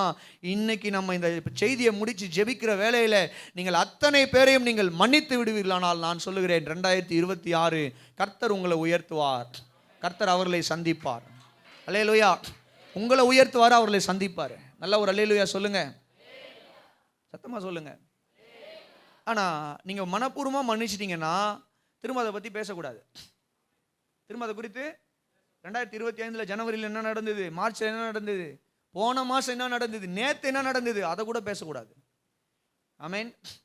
கரங்களை உயர்த்துவீங்களா? எல்லாரும் வலது கரத்தை உயர்த்துவீங்களா? கண்களை மூடி ஜெபிக்கலாம். ஆண்டவரே, இந்த காலை வேளையில் அப்பா, இந்த வருஷத்தினுடைய கடைசி வாரத்தில் இருக்கிற நாங்கள் ஆண்டவரே, ஒருவேளை எங்களுக்கு விரோதமாய் செய்த அத்தனை ஆண்டவரே குற்றங்களையும், எங்களுக்கு விரோதமாய் செய்த அத்தனை பாடுகளையும் பாவங்களையும், ஆண்டவரே எங்களுக்கு விரோதமாய் பேசின அத்தனை வார்த்தைகளையும் ஆண்டவரே அது யாராக இருந்தாலும் மனப்பூர்வமாய் இயேசுவின் நாமத்தினால மனப்பூர்வமாய் அவர்களை நாங்கள் மன்னிக்கிறோம். ஆண்டவரே மனப்பூர்வம், எங்களுக்கு விரோதமாய், எங்களுடைய குடும்பங்களுக்கு விரோதமாய், எங்களுடைய ஊழியங்களுக்கு விரோதமாய், எங்களுடைய தகப்பனை தனிப்பட்ட ஜீவியத்துக்கு விரோதமாய் சொல்லுங்க, பேசி நீங்க பேசுங்க. ஹல்லேலூயா. எங்களுடைய வருமானத்துக்கு விரோதமாய், எங்களுடைய வேலைக்கு விரோதமாய் ஆண்டவரே பேசின அத்தனை பேராயும் இயேசுவின் நாமத்தினால நாங்கள் மனப்பூர்வமாய் மன்னிக்கிறோம் ராஜா. நாங்கள் மனப்பூர்வமாய் மன்னிக்கிறோம் தகப்பனே. நாங்கள் மனப்பூர்வமாய் மன்னிக்கிறோம் ஆண்டவரே. ஹல்லேலூயா. இயேசுவின் மூலம் நல்ல பிதாவே, ஆமென். நல்ல ஒரு அல்லேலூயா சொல்லுவீங்களா? இரண்டாவதாக, நான் மன்னிக்க ஆயத்தமா இருக்கிறேன். நான் முதலாவது. இரண்டாவது நாம் சிந்தித்து பார்க்க வேண்டிய ஒரு காரியம், am I addicted to anything? நான் 2025 தேவையற்ற காரியங்களுக்கு அடிமையாய் மாறி இருக்கிறேனா? ஆமென். 2024 எனக்கு இல்லாத பழக்கங்கள் 2025 என்னை அடிமைப்படுத்தி இருக்கிறதா? நான் அடிமையாய் மாறி இருக்கிறேனா என்பதை இந்த காலை வேளையில நாம் சிந்தித்து பார்க்கும்படி அன்றைக்கு ஆகாய் தீர்க்கதரிசியின் மூலமாக பேசின தேவன் இந்த காலை வேளையில தம்முடைய வார்த்தைகளை கொண்டு நம்மோடு கூட பேசுகிறார். நாம் ஏதாவது காரியத்துக்கு அடிமையாக இருக்கிறோமா? ஒரு வசனத்தை வாசிக்க கேட்போம். ரோமர் 6வது அதிகாரத்துக்கு வருவீர்களானால், ரோமர் நிருபம், அப்போஸ்தலனாகிய பவுல் ரோமருக்கு எழுதின நிருபம் 6வது அதிகாரத்தின் 12வது வசனத்தை முதலாவது வாசிக்க கேட்போம். ஆகையால் நீங்கள் சரீர இச்சைகளின்படி பாவத்திற்கு கீழ்ப்படியத்தக்கதாக சாவுக்கு ஏதுவான உங்கள் சரீரத்தில் பாவம் ஆளாதிருப்பதாக. 18வது வசனத்துக்கு வாங்க. 18க்கு வருவீங்கன்னா, பாவத்தினின்று நீங்கள் விடுதலையாக்கப்பட்டு நீதிக்கு என்னவாயிட்டீங்க? அடிமைகள் ஆயிட்டீங்க. உங்கள் மாம்ச பலவீனத்தின் நிமிஷம் மனுஷர் பேசுகிறதுமாய் பேசுகிறேன். அக்கிரமத்தை நடப்பிக்கும்படி முன்னே நீங்கள் உங்கள் அவயங்களை அசுத்தத்திற்கும் அக்கிரமத்திற்கும் அடிமைகளாக ஒப்பு கொடுத்தது போல இப்பொழுது பரிசுத்தமானதை நடப்பிக்கும்படி உங்கள் அவயங்களை நீதிக்கு அடிமைகளாக ஒப்பு கொடுங்கள். ஓகே, இப்போ மறுபடியும் இங்க வருவோம். 16வது வசனத்தை வாசிக்க கேளுங்க. மரணத்துக்கு ஏதுவான பாவத்துக்கானாலும் நீதிக்கு ஏதுவான கீழ்ப்படிதலுக்கானாலும் எதற்கு கீழ்ப்படிய உங்களை அடிமைகளாக ஒப்பு கொடுக்கிறீர்களோ அதற்கே கீழ்ப்படுகிற அடிமைகளாய் இருக்கிறீர்கள் என்று அறியீர்களா? இப்போ கலாத்தியர் 6வது அதிகாரத்துக்கு வருவீர்களானால், கலாத்தியர் நம்ம முன்பு வாசித்த ஒரு வசனம், 5வது அதிகாரத்தின் முதல் வசனம், ஆனபடினாலே நீங்கள் மறுபடியும் அடிமைத்தனத்தின் நுகத்துக்குட்படாமல் கிறிஸ்து நமக்கு உண்டாக்கின சுயாதீன நிலையிலே நிலை கொண்டிருங்கள். நல்ல ஒரு அல்லேலூயா சொல்லுவீங்களா? இத்தனை வசனங்களை காட்டணும்னா புரிஞ்சிருக்காது கட்டாயமா. நிறைய வசனங்களை காட்டிட்டாரே இவரு அப்படின்னு சொல்லிட்டு. Let me come to the core message. நல்லா கவனிங்க. நாம் ஆண்டவராகிய இயேசு கிறிஸ்துவை இரட்சகராக ஏற்றுக்கொண்ட போது நம்முடைய பழைய பாவத்திலிருந்து ஆண்டவர் நம்மை விடுவித்து விட்டார். ஆமென். ஆண்டவர் நம்மை விடுவித்து விட்டார். அதை தான் என்ன பண்றோம்னு சொல்லிக்கிட்டீங்கன்னா, ரோமர் 6வது அதிகாரத்தின் 12வது வசனத்துல நம்ம என்ன பண்றோம், வாசிக்கிறோம். முதல்ல காட்டின வசனம், ஆகையால் நீங்கள் சரீர இச்சைகளின்படி பாவத்துக்கு கீழ்ப்படியத்தக்க சாவுக்கேதுவான உங்கள் சரீரத்தில் பாவம் ஆளாது இருப்பதாக, ஏனென்றால் தேவன் நம்மை விடுவித்து விட்டார். அல்லேலூயா சொல்லுங்க. தேவன் நம்ம என்ன பண்ணிட்டாரு? அதுதான் 18வது வசனத்திலையும் வாசிக்கிறோம். அங்க பாருங்க, பாவத்தினின்று நீங்கள் விடுதலையாக்கப்பட்டு நீதிக்கு அடிமையானீர்கள். அப்ப நாம் ரட்சிக்கப்பட்ட போது ஆண்டவர் நம்மை பாவத்திலிருந்து என்ன பண்ணிட்டாரு? பழைய உலக வாழ்க்கையிலிருந்து என்ன பண்ணிட்டாரு? விடுவித்துட்டு புது மனிதனாய் நம்மை கிறிஸ்து இயேசுக்குள்ள மாற்றி இருக்கிறார். இப்போ கிறிஸ்து இயேசுக்குள்ள புது மனுஷனாக இருக்கிற நாம மறுபடியும் போய் அதே பழைய வாழ்க்கையில அடிமையா சிக்கிக்கொள்ள முடியுமா அப்படின்னு ஒரு கேள்வி வரும் பொழுது பவுல் சொல்றாரு, கட்டாயமாய் முடியும். அதனாலதான் அதே 6வது அதிகாரத்தின் 16வது வசனத்தை நான் உங்களுக்கு காண்பித்து கொடுத்தேன். மரணத்துக்கு ஏதுவான பாவத்துக்கானாலும் நீதிக்கு ஏதுவான கீழ்ப்படிதல் காணாலும் எதற்கு கீழ்ப்படியும்படி உங்களை அடிமைகளாக ஒப்பு கொடுக்கிறீர்களோ அதற்கே கீழ்ப்படுகிற அடிமைகளாய் இருக்கிறீர்கள் என்று அறியீர்களா? அப்ப என்ன சொல்றாரு பவுல்? நீங்கள் ரட்சிக்கப்பட்டு பாவத்திலிருந்து பழைய வாழ்க்கையிலிருந்து விடுவிக்கப்பட்டு ஞானஸ்நானம் எடுத்து சபையில இணைக்கப்பட்ட கிறிஸ்தவர்களாக, தேவனுடைய பிள்ளைகளாக, பரிசுத்தவான்களாக இருக்கலாம். ஆனாலும் நாம் மனம் திரும்பி ரட்சிக்கப்பட்ட பின்பும் கூட இந்த பூமியில நம்முடைய சரீர அவயங்களை கொண்டு நாம் எந்த காரியங்களுக்கு நாம் ஒப்பு கொடுக்கிறோமோ நாம் அதற்கே மறுபடியும் அடிமைகளாய் போகிறோம். அதுதான் கலாத்தியர் 5:1 வாசித்தோம். மறுபடியும் திரும்ப வாசிப்பீங்கன்னா உங்களுக்கு புரியும். கலாத்தியர் 5:1 ஆனபடியால் நீங்கள், பவுல் எழுதுறாரு, அந்த வார்த்தையை நீங்க மறுபடியும் அடிமைத்தனத்தின் நுகத்துக்குட்படாமல், பழைய அடிமைத்தனத்தின் நுகத்திற்குட்படாமல் கிறிஸ்து நமக்கு உண்டாக்கின சுயாதீன நிலைமையிலே நிலை கொண்டிருங்கள். அல்லேலூயா. தண்ணி ஊத்து. இப்ப கவனிங்க, ஆண்டவர் நாமத்திற்கு கனமும் மகிமையும் உண்டாவதாக. பிரியமானவர்களே, பவுல் சொல்லுகிறார், நாம் பழைய உலக வாழ்க்கையிலிருந்து விடுவிக்கப்பட்டோம். உங்களையும் என்னையும் தேவன் பழைய மனுஷன், பழைய சிறையிலிருந்து விடுவித்திருக்கிறார். இன்னைக்கு நம்ம புது மனுஷர்களாக, நீதிமான்களாக, பரிசுத்தவான்களாக, தேவனுடைய பிள்ளைகளாக தேவனுடைய ராஜ்யத்தில் இணைக்கப்பட்டிருக்கிறோம். ஆனாலும் கூட பவுல் எச்சரிக்கிறார். என்ன எச்சரிக்கிறாரு? நீங்க மறுபடியும் போய் அதே அடிமைத்தனத்தில் சிக்கிக்கொள்ளாதபடிக்கு ஜாக்கிரதையா இருங்க, எச்சரிக்கையா இருங்க. நம்ம எதற்கு போய் நம்மை அடிமைகளாக ஒப்பு கொடுக்கிறோமோ, நம் பாவத்துக்கு அடிமையாக ஒப்பு கொடுத்தா நாம் பாவத்துக்கு அடிமையாயிட்டோம், நீதிக்கு ஒப்பு கொடுத்தா நம் நீதிமான்களாக நீதிக்குள்ள நடக்கிறோம் அப்படின்னு சொல்றார். அப்போ ரட்சிக்கப்பட்ட ஒரு மனுஷன் மறுபடியும் அடிமையா போக முடியுமாண்ணா? கட்டாயமா போக முடியும். யூதாஸ் போனான், தேமா போனான், தோமா கிடையாது, தேமா போனான். இன்னும் அநேகர் இயேசுவை விட்டு என்ன பண்ணாங்கன்னு சொல்லி கேட்டீங்கன்னா, அவர்கள் பின்வாங்கி போனார்கள். இயேசு கிறிஸ்து வாழ்ந்த நாட்கள்ல. ஆண்டவருடைய நாமத்துக்கு கனமும் மகிமையும் உண்டாவது. அப்ப கவனிங்க, இந்த 2025 பாவத்திலிருந்து விடுதலையாக்கப்பட்ட நாம், ரட்சிக்கப்பட்டு தேவனுடைய சுவிசேஷத்தினால நித்திய ஜீவனை பெற்றுக்கொண்ட நாம், இந்த 2025 எந்த தேவையற்ற காரியத்துக்கு அடிமைப்பட்டிருக்கிறோம்? நீங்க இன்னைக்கு அடிமைப்பட்டிருக்கிறீங்களா, அல்லது இயேசுவால விடுவிக்கப்பட்ட ஒரு வாழ்க்கையை வாழ்ந்து கொண்டிருக்கிறீங்களா? கொஞ்சம் சிந்திக்கணும். நம்ம வருஷத்தின் முடிவில் 2025 எது நம்மை அடிமைப்படுத்தி வைத்திருக்கிறது? இந்த 2025 எந்த காரியம் நம்மை அடிமைப்படுத்தி வைத்திருக்கிறது? ஜாக்கிரதையா நம்ம சிந்திக்கணும். இஸ்ரவேல் ஜனங்கள் எகிப்தின் அடிமைத்தனத்திலிருந்து விடுதலையாகி வந்துட்டாலும் வனாந்திரத்தில் உங்களுடைய எண்ணமெல்லாம் எங்க இருந்தது? நாங்கள் மறுபடியும் எகிப்துக்கே போயிடலாம். ஏன்னா அங்க என்ன கிடைக்குதுன்னா, வெள்ளரிக்காய், வெள்ளை பூண்டு எல்லாமே அங்கே கிடைக்குது எங்களுக்கு. இந்த வனாந்திரத்தில் ஆண்டவர் மன்னாவையும் என்ன பண்ணுறாரு? சர்ச்சில் எப்போ பாரு இட்லியும் சாம்பாரையும் சட்னியும் போட்டு தள்ளிக்கிட்டு இருக்காங்க. நாங்கள் வீட்டில் மட்டனு, சிக்கனு வகை வகையாக செஞ்சு வச்சுருக்கோம். எவன் சர்ச்சுக்கு வருவான்? இங்கே போனால் 4 இட்லி சாப்பிடாம போயிட்டு அவருக்கு பாஸ்டர் கேட்பார், ஏன் சாப்பிடலன்னு. வீட்டில் நாங்கள் நல்லா மட்டனை செஞ்சு வச்சுட்டு இங்கே வந்து சாம்பார் இட்லி தின்ன முடியுமா? வனாந்திரத்தில் நாங்கள் மன்னாவையும் காடைகளையும் தின்னுட்டு இருக்க முடியுமா? நாங்கள் எகிப்துக்கு போனால் என்ன இருக்கு எங்களுக்கு? என்ன இருக்கு எங்களுக்கு? ஜிங்காவது இல்லை? இல்லையா? இல்லைன்னா சந்தோஷம். ஜிங்க் ஆச்சுன்னா நம்ம மனம் திரும்பணும். ஆண்டவர் நாமத்திற்கு கனமும் மகிமையும் உண்டாவதாக. கவனிங்க, நல்லா கவனிங்க பிரியமானவர்களே, கர்த்தருடைய பரிசுத்த நாமத்துக்கு. இந்த ஜனங்கள் ஆண்டவர் இவர்களை விடுதலையாக்கி கானானுக்கு நேராய் நடத்தி கொண்டிருக்கிறார் என்கிற அறிவு கூட இல்லாம சாதாரண வெள்ளரிக்காய் வெள்ளப்பூண்டுக்காக ஒரு உணவுக்காக தேவனை பரீட்சை பார்த்து பெரிய வாக்குத்தத்த தேசத்தை இழந்து வனாந்திரத்தில் மடிந்து போன இஸ்ரவேலர்களை குறித்து நாம் வேதத்தில் வாசிக்கிறோம். இன்னைக்கு 2025 நாம் ஏதாவது காரியங்களுக்கு அடிமைப்பட்டிருக்கிறோமா? பழைய வாழ்க்கையில வந்துட்டு மறுபடியும் நம்ம அங்கேயே போய் மாட்டிக்கிட்டு இருக்கோமா? நம்முடைய கால்கள் அங்கேயே மாட்டிக்கிட்டு இருக்கா? கொஞ்சம் இந்த கடைசி வாரத்தில் நாம் சிந்தித்து நம்முடைய வழியை சரி செய்து கொள்வது அவசியமாக இருக்கிறது. இல்லை என்றால் 2025 அடிமைப்படுத்தின விஷயம் 2026 நம்ம என்ன பண்ணிட்டோம்னு சொல்லி கேட்டிங்கன்னா, அது முற்றிலுமாய் நம்மை முழுகடித்து விடும்.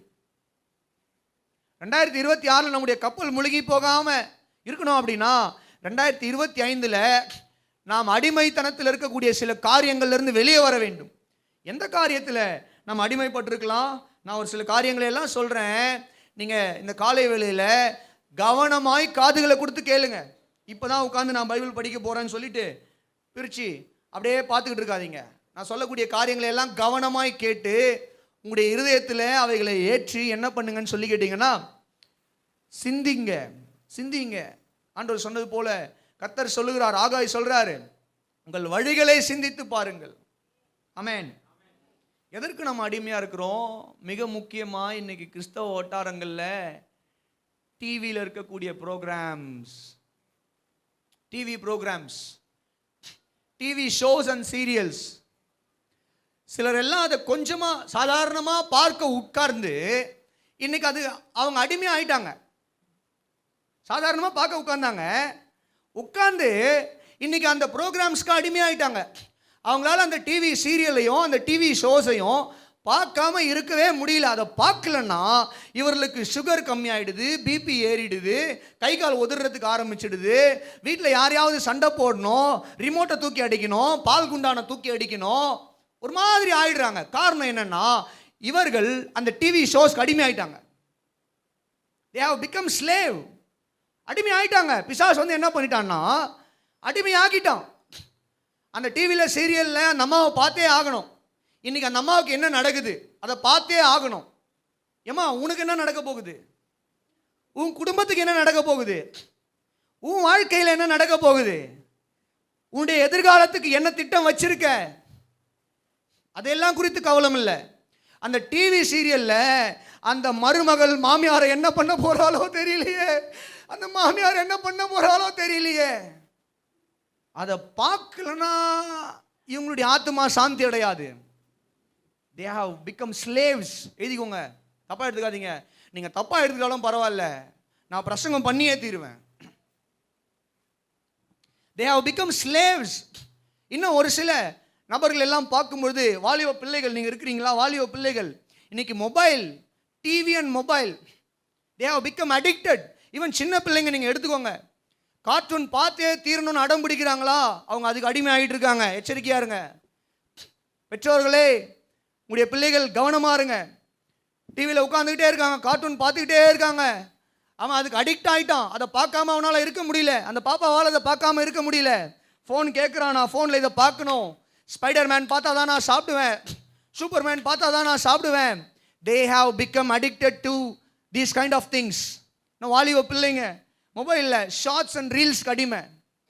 இவன் இன்னைக்கு வீடியோ போட்டிருக்கானா, ஓகே ஓகே ஓகே இதை பார்ப்போம், இவங்க வீடியோ போட்டிருக்காங்க, காமெடி சேனலில் வீடியோ போட்டாங்க, இதை பார்த்தே தீரணும். அடுத்த வீடியோ எப்போ போடுவான், அடுத்த ரீல்ஸ் இவங்க எப்போ போடுவாங்க, அடுத்த ஷார்ட்ஸ் இவங்க எப்போ போடுவாங்க, அப்படி என்ன உங்களுக்குள்ள இருக்கா? You have become addicted to it. நீங்கள் அந்த யூடியூபுக்கு அடிமை ஆகிட்டீங்க, இன்ஸ்டாகிராமுக்கு அடிமை ஆகிட்டீங்க, ஃபேஸ்புக் அடிமை ஆகிட்டீங்க. இல்லை ஃபோனை எடுத்து எப்போ பார்த்தாலும் இப்படி வச்சு ஒரு செல்ஃபி, இப்படி வச்சு அப்புறம் இப்படி வச்சு எடுக்கிறீங்களா? You have become addicted. Selfie பைத்தியம் பிடிச்சிருச்சு. செல்ஃபிக்கு பைத்தியம் பிடிக்கல, செல்ஃபி பைத்தியம் உங்களுக்கு பிடிச்சிருச்சு. எங்க போனாலும் போட்டோ, டீ கடையில் நின்று டீ குடிச்சா ஃபோட்டோ எடுக்காத இடம் ஒரே ஒரு இடம் தான். ஆனால் போகிற போக்க பார்த்தா, சமுதாயம் போகிற போக்க பார்த்தா அதுவும் சகஜமாயிடுமோன்னு ஒரு பயம் இருக்கு. சகஜமாயிடுமோன்னு ஒரு பயம் இருக்கு. அப்படி இருக்கா? we have become addicted. Addict ஆயிட்டோம். ஐபிஎல், சிலர்லாம் ஐபிஎல் பார்க்கலன்னா உயிரே போயிடும். சிஎஸ்கேல தோனி ஆடுறத பார்க்கலன்னா அவ்வளோதான், இவன் தற்கொலை முடிவுக்கே போயிடுவான். இல்லை பெங்களூர் ஆடுறத பார்த்துடணும், கொல்கத்தா ஆடுறத பார்த்துடணும், இன்னைக்கு டெல்லி மேட்ச் பார்க்காம நான் தூங்கவே கூடாது. என்ன நடந்தாலும் பரவாயில்ல, தன்னை சுற்றி என்ன நடக்குதுன்னு தெரியாது அவங்களுக்கு. ஐபிஎலுக்கு அவங்க அடிமை ஆயிட்டாங்க. they have become addicted. என்ன கிடைக்க போகுது? இப்போ நான் சொன்ன காரியங்களால் என்ன கிடைக்க போகுது சொல்லுங்க. இன்னும் ஒரு சிலர் வந்து மொபைலில் கேம்ஸ், அவங்க நீங்கள் பார்த்துருக்கீங்களா, எப்பவுமே உட்காந்து என்ன பண்ணுவாங்கன்னா மொபைலில் கேம் ஆடிட்டே இருப்பாங்க. டக டக டக டக டக டக டக டக டகன்னு சத்தம் கேட்டுக்கிட்டே இருக்கும். இல்லை ஏதாவது ஒன்று டொடன் டொய். நாங்கள் எங்கள் சின்ன காலத்தில் மேரியோ தீம் மியூசிக், அது கேம் விளையாடிக்கிட்டே இருப்பாங்க. they have become addicted. அடிமை ஆயிட்டாங்க, அதுக்கு அடிமை ஆயிட்டாங்க. யாராவது இருக்கீங்களா? சிந்தித்து பாருங்கள். இதுக்கு முன்பதாக உங்களுடைய வாழ்க்கை எப்படி இருந்தது? 2025 இப்படிப்பட்ட மொபைலுக்குரிய காரியங்கள், shorts, selfie, games, movies and IPL, டிவியில் போடுற சில தேவையில்லாத ஷோஸ், டிவியில் போடுற சில தேவையில்லாத சீரியல்ஸ், இவைகளை எல்லாம் பார்த்து, அதெல்லாம் நிஜம் கிடையாதுங்க. அவைகளை எல்லாம் நம்ம பார்த்து என்ன பண்ணுறோம்னு சொல்லி கேட்டிங்கன்னா, நம்முடைய வாழ்க்கையில் அப்படியே செயல்படுத்தணும்னு நினைக்கும் பொழுது தான் வாழ்க்கை என்னவாகுதுன்னு சொல்லி கேட்டிங்கன்னா தாறுமாறாக்கப்படுகிறது. உன்னுடைய வாழ்க்கை எதை காப்பி அடிக்கணும்? வசனத்தை காப்பி அடிக்கணும் வாழ்க்கை. அல்லேலூயா. இதை பார்த்து, இதை அறிந்து, இதை அப்படியே வாழ்க்கையில் என்ன பண்ணணும்னு சொல்லி கேட்டிங்கன்னா செயல்படுத்தணும். ஆனால் நம்ம என்ன பண்ணுறோம்? ரீல்ஸில் என்ன வருதோ அதை செய்கிறோம், டிவியில் என்ன காட்டுறாங்களோ அதை செய்கிறோம். பிரியமானவர்களே, இந்த காலை வேளையில் தேவ ஆவியானவர் நம்மோடு கூட பேசுகிறார். நாம் எச்சரிக்கையாக இருக்கும். இந்த 2025 சில தேவையற்ற வீணான மனிதர்கள் கூட சேர்ந்து வீண் பேச்சுகள் பேசுறதுக்கு அடிமையாக இருக்கிறீங்களா? கொஞ்சம் சிந்தித்து பாருங்க. நல்லா இருந்தேன் பிரதர், நான் 2024 23 இந்த அளவுக்கு பேசுனதே கிடையாது. ஆனால் இப்போ என் வாயை திறந்தாவே வீண் வார்த்தைங்க தான். யார் கதையை பேசலாம்? யார் வீட்டு கதையை பேசலாம்? ஏக்கா அந்த வீட்டில் என்ன நடந்தது தெரியுமா அந்த பொண்ணுக்கு? இந்த வீட்டில் என்ன நடந்தது தெரியுமா அந்த அண்ணனுக்கு? ஏமா உன் வீட்டில் என்ன நடக்குது அதை பாரு. உன் பிள்ளைங்க எங்கே போகிறாங்க, எங்கே வர்றாங்க அதை பாரு. உன் பிள்ளைங்க என்ன சூழ்நிலையில் இருக்கிறாங்க அதை பாரு. வீட்டில் இருக்கிற கணவனுக்கு சோறாக்கி போடு. வீட்டில் இருக்கிற கணவனுக்கு சரியான வேலையில் சரியான நேரத்தில் சமைச்சு போட்டு அவங்களுக்கு கொடுக்க வேண்டிய செயல்களை எல்லாம் செய். அதை விட்டுட்டு 4 தெரு தள்ளி இருக்கிற அக்காவுடைய கதை உனக்கு தேவையில்லை. அது வீண் பேச்சு. அதே போல தான் கணவன்களுக்கும் மற்ற குடும்பங்களில் இருக்கக்கூடிய காரியங்கள் தேவையில்லை. மற்ற மனைவி எப்படி இருக்கிறாங்க, மற்ற மனைவி எப்படி ட்ரெஸ் பண்ணுறாங்க, மற்ற மனைவி என்ன பண்ணுறாங்கன்ற காரியங்கள்லாம் நமக்கு தேவையில்லை. உங்களுடைய மனைவிக்கு செய்ய வேண்டிய கடமைகளை செய்யுங்க. அவர்களை கவனிக்க வேண்டிய விதங்கள் அவர்களை கவனிங்க. கரிசனையாகவும் அன்பாகவும் இரக்கமாகவும். அல்லேலூயா. 2023 24 இல்லாத பழக்கங்கள் எனக்கு 2025 சில தவறான பழக்கங்கள், சில போதை வஸ்துக்கள் அல்லது ஆல்கஹால், சாராயத்துக்கு, குடிக்கு நான் அடிமையா இருக்கிறேனா? அல்லது ஏதாவது பாக்கு போடுறேனா? இல்லை நண்பர்களோடு கூட சேர்ந்து சில தகாத காரியங்களை என்னுடைய மொபைலில் நான் பார்க்கிறேனா? போனோகிராஃபி, தவறான படங்களை பார்க்கிறேனா? பிரியமானவர்களே, சில தகாத மனிதர்களோடு கூட சேர்ந்து இப்படிப்பட்ட காரியங்கள் நமக்குள்ள இருக்கிறதா? கோபம், பிட்டர்னஸ், தகாத வார்த்தைகளை பேசுவது. கெட்ட வார்த்தையே பேசாத ஆளாக இருப்பாங்க. ஆனால் தகாத மனிதர்களோடு கூட சேர்ந்தவொன்னே சில கெட்ட வார்த்தைகள் வாயிலிருந்து சரளமாக வர ஆரம்பிச்சிருக்கும். 24 பேசியிருக்க மாட்டீங்க, 25 பேச ஆரம்பிச்சிருப்பீங்க. 24 கோவப்படாமல் இருந்திருப்பீங்க, 25 கோவப்பட ஆரம்பித்திருப்பீங்க. ஏமாற்றுகிற குணம். அவங்க கூட தான் ஏமாத்துறான், நல்லா தானே இருக்கிறான், அப்புறம் என்ன, நம்மளும் கொஞ்சம் ஏமாற்றி நல்லா தான் இருப்போமே, சொத்து சேர்ப்போமே. யார் கூடயாவது சேர்ந்து அந்த மாதிரி குணங்கள் நமக்குள்ளே வந்திருக்கா? அடிமை, அதெல்லாம் நம்ம அதுக்கு அடிமை ஆகிட்டோம்னு அர்த்தம். அல்லது செக்ஷுவல் இம்மாரலிட்டி, திருமணம் தாண்டிய சில தகாத மனிதர்களோடு நாம் பழகி கொண்டிருக்கிறோமா? அதுவும் அடிக்ஷன் தான். கணவன் மனைவியை தாண்டி, மனைவி கணவனை தாண்டி இருக்கக்கூடிய எல்லா உறவுகளும் அது அடிமைத்தனத்தில் இருக்கக்கூடிய உறவு. அது கொண்டு போய் எங்கே விடும்னு சொல்லி கேட்டிங்கன்னா, நீதிமொழிகளில் வாசிக்கிறோம், அது ஒரு மனிதனுடைய ஈரலை பிளந்து விடும். அப்படின்னா ஜீவனை பிளந்து விடும். பண ஆசை, பணம் பணம் பணம் பணம் பணம் என்று நம்முடைய சிந்தை முழுக்க பணத்தால் நிறைந்திருக்கிறதா? அப்போ கவனிங்க, பணத்துக்கு அடிமையாகிட்டோம். நமக்கு நேசம், பாசம், அன்பு, ஈவு, இரக்கம் இதெல்லாம் தெரியவே தெரியாது. நமக்கு எதை பார்த்தாலும் பணமாக தான் தெரியும், பணமாக தான் தெரியும். பணத்துக்கு அடிமையாயிட்டோம்னு சொல்லி அர்த்தம். அல்லது பெருமை, பெருமை நம்முடைய உடல் பலத்தையோ அல்லது பண பலத்தையோ நம்முடைய வருமானத்தையோ நம்முடைய வாழ்வாதாரத்தையோ நம்முடைய உயர்வையோ வைத்த ஒரு பெருமை நமக்குள்ள இருக்குதா? நம்ம என்ன ஆயிட்டோம்னு சொல்லிக்கிட்டா பெருமைக்கு அடிமை ஆயிட்டோம், பெருமைக்கு அடிமையாகிட்டோம். லக்ஸரி ஆர் லாவிஷ் லிவிங் அப்படின்னா ரொம்ப சுகபோகமாய் உதாரித்தனமாய் வாழுகிற ஒரு வாழ்க்கை. இவ்வளோ நாளாக அந்த மாதிரிலாம் இருந்ததில்லை. இப்போதான் சிலரோடு கூட சேர்ந்து என்ன பண்ணுறேன்னா, சுகபோகமாய் ஊதாரித்தனமாய் நான் வாழ ஆரம்பித்திருக்கிறேன். அப்படின்னா நம்ம ஊதாரித்தனத்துக்கும் சுகபோக வாழ்க்கைக்கும் அடிமையாகிட்டோன்னு அர்த்தம். ஆண்டவர் நாமத்துக்கு மகிமை உண்டாவதாக. இந்த காலை வேளையில் கர்த்தர் நம்முடைய இருதயங்களை சோதித்து பார்க்க, நம்மை சிந்திக்க தூண்டுகிறார். மனிதர்களோடு கூட பேசி சும்மா கிண்டல் பண்ணி மற்றவர்களை எல்லாம் ஏளனமாக பேசுகிற பழக்கம் நமக்குள்ளே வந்திருக்கு. அடிமை ஆகிட்டோமா? சிலர்லாம் அதுக்கு அடிமை ஆகிட்டோம். எப்போ பார்த்தாலும் 3 பேர் சேர்ந்துக்கிட்டு என்ன பண்ணோம்னா பெக்க பெக்க பெக்க பெக்க பெக்கன்னு சிரிக்கணும். யாரையாவது சொல்லி சொல்லி சிரிக்கணும். அந்த அக்காவை பற்றியா, அந்த அண்ணனை பற்றியா, அவங்க போட்டுனுக்கிற பேண்ட்டை பற்றியா, இவங்க போட்டுனுக்கிற சுடிதாரை பற்றியா, அவங்க போட்டுனுக்கிற புடவையை பற்றியா, அது ஹேர் ஸ்டைலை பற்றியா, இப்படின்னு சொல்லி சொல்லி என்ன பண்ணணும்னா மற்றவர்களை சிரிக்கணும். பிகம் அடிக்டட், ஸ்லேவ் ஆயிட்டோம், அதுக்கு அடிமை ஆயிட்டோம்.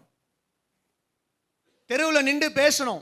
3 பேர் 4 பேர் சேர்ந்து தெருவில் நின்று மணிக்கணக்காக என்ன பண்ணணும்னா பேசணும். அந்த அக்கா வந்துட்டாவே போதும், இல்லை அந்த அண்ணன் வந்துட்டாவே போதும். உடனே இவர் என்ன பண்ணுறதுன்னா எல்லாத்தையும் விட்டுட்டு நான் போனோம் விடு விடு விடு விடு நான் போனோம். ஏங்க பால் வாங்கிட்டு வாங்க, பால் இல்லைங்க, தக்காளி இல்லை, வெங்காயம் இல்லை, இல்லை இல்லை நான் அவங்க கூட போகிறேன், போயிட்டு வரேன், போயிட்டு 4 மணி நேரம் கழித்து வர்றது. மனிதர்களுக்கு அடிமையாகி போயிருக்கிறோம். தேவையற்ற மனிதர்களுக்கு அடிமையாகி போயிருக்கிறோம். சில பிள்ளைங்களாம் நான் பார்க்குறேன், வீட்டுக்கு ஒரு வேலையும் செய்ய மாட்டானுங்க. வீட்டில் அப்பாவுக்கு ஒரு வேலை செய்ய மாட்டான், அம்மாவுக்கு ஒரு வேலை செய்ய மாட்டான், சர்ச்சில் வந்து ஒரு வேலை செய்ய மாட்டான். ஆனால் இவங்க என்ன பண்ணுறானுங்கன்னா, ஊரில் இருக்கானுங்க பார்த்தியா மொட்டை பசங்க, எல்லா ஊர்லேயும் மொட்டை பசங்க இருப்பானுங்க.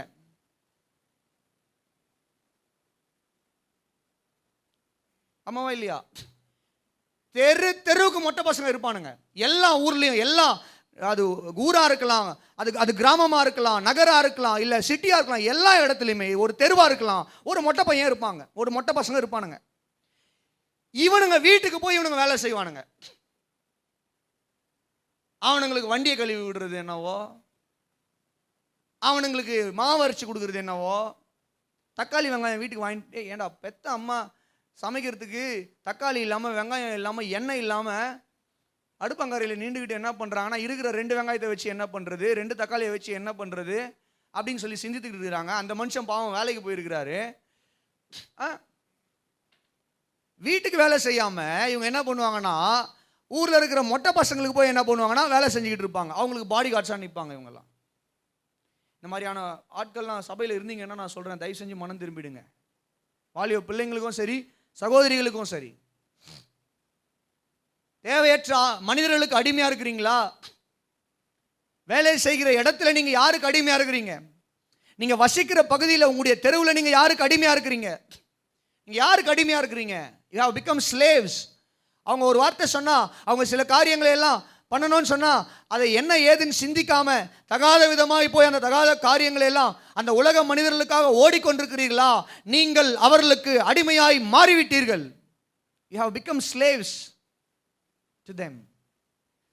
உங்களுக்கு அடிமை ஆயிட்டீங்க. என்ன பிரயோஜனம் உங்களுக்கு? அதனால உங்களுக்கு என்ன பலனுங்க? என்ன பலன்பா? என்ன பலனு? ஒரு பலனும் இல்லை, ஒரு பலனும் இல்லை. சிலர் எல்லாம் நீங்க பாத்தீங்கன்னா, சில மனிதர்களோடு கூட சேர்ந்தாவே நமக்கு ஜாதி வெறியும் மத வெறியும் நமக்கு உள்ள வந்துடும்.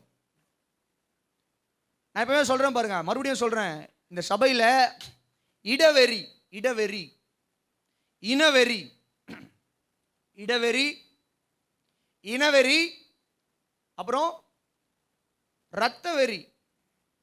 ரத்த வெறினா ஐயோ என்ன சொல்றாரு தெரியலையே அப்படின்னு யோசிக்காதீங்க. இடவெறினா ஏன் ஊர்க்காரன், என்னது ஏன் ஊர்க்காரன். ரெண்டாவது இனவெறி ஏன் ஜாதிக்காரன். மூன்றாவது ரத்த வெறினா ஏன் சொந்தக்காரன். அப்படின்ற எண்ணம் நமக்குள்ள இருக்குமானால் நாம் எல்லாரும் மனம் திரும்ப வேண்டும். இதை வைத்துதான் நான் ஒரு மனிதனை நான் மதிப்பிடுவேன், அவர்களை நான் தராசில் வைப்பேன் அப்படின்னு யாராவது இருப்பீங்கன்னா கட்டாயமாய் நாம் மனம் திரும்ப வேண்டிய ஒரு சூழ்நிலையில் இருக்கிறோம். நாம் அடிமையா இருக்கிறோம், நம்முடைய இடவெறிக்கு அடிமையா இருக்கிறோம். ஏன் ஊர் ஏன் ஊர் ஏன் ஊர் மக்களுக்காக ஏன் மக்கள் தான் சபைக்கு வரணும், ஏன் இந்த ஆட்கள் மட்டும்தான் சபைக்கு வரணும் அப்படி எண்ணம் இருக்கக்கூடாது.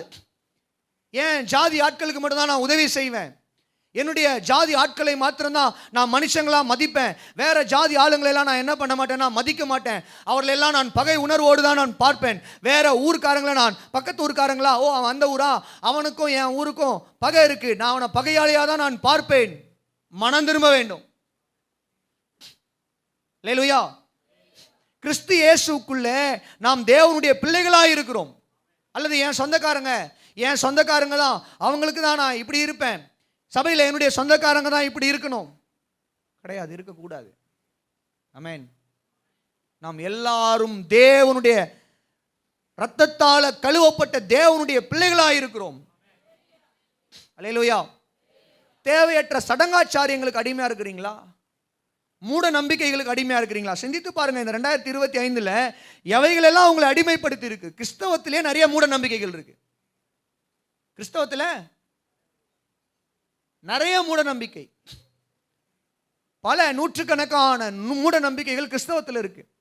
கண்ட யூடியூப் சேனலையும் பார்த்து அல்லது எந்த மனுஷனையும் வீட்டுக்குள்ள விட்டுட்டு இல்லை யார் போறவங்க வரவங்க சொல்ற எல்லா மூட நம்பிக்கைகளையும் கேட்டு அதன்படி அப்படியே செய்வது.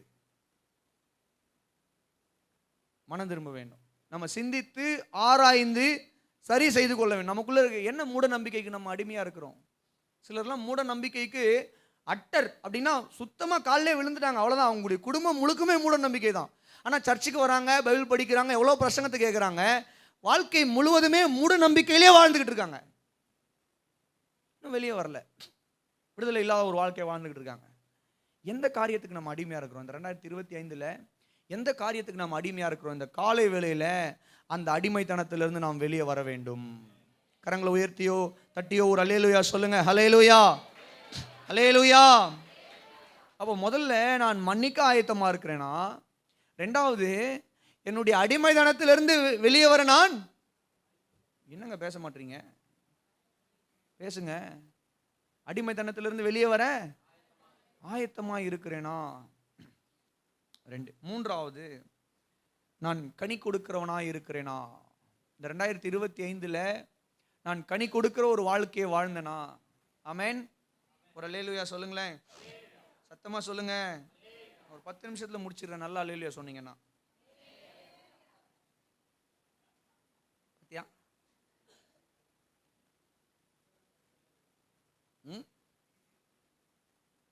இந்த ஐடியா முன்னாடியே தெரியாம போச்சு. இன்னொரு தடவை சொல்லிடுங்களேன். எனக்காக இல்லை, கர்த்தருக்காக. அப்பா இனிமே நல்லா வரும் தான் நினைக்கிறேன். கர்த்தர் நல்லவர். ஆண்டவர் ஒரு உவமை சொன்னார். ஒரு எஜமானன் என்ன பண்றாருன்னு சொல்லிட்டுனா ஒரு மரத்தை வைக்கிறார். லூக்கா 13வது அதிகாரத்துக்கு வருவீர்களானால், லூக்கா 13வது அதிகாரத்தின் 6வது வசனத்திலிருந்து, அப்பொழுது ஒரு உவமை சொன்னார். ஒருவன் தன் திராட்சை தோட்டத்தில் ஒரு அத்தி மரத்தை நட்டிருந்தான். அவன் வந்து அதிலே கனியை தேடின போது ஒன்றும் காணவில்லை. அப்பொழுது அவன் தோட்டக்காரனை நோக்கி, இதோ 3 வருஷமா இந்த அத்தி மரத்திலே கனியை தேடி வருகிறேன், ஒன்றையும் காணவில்லை, அதை வெட்டி போடு, இது நிலத்தை ஏன் கெடுக்கிறது என.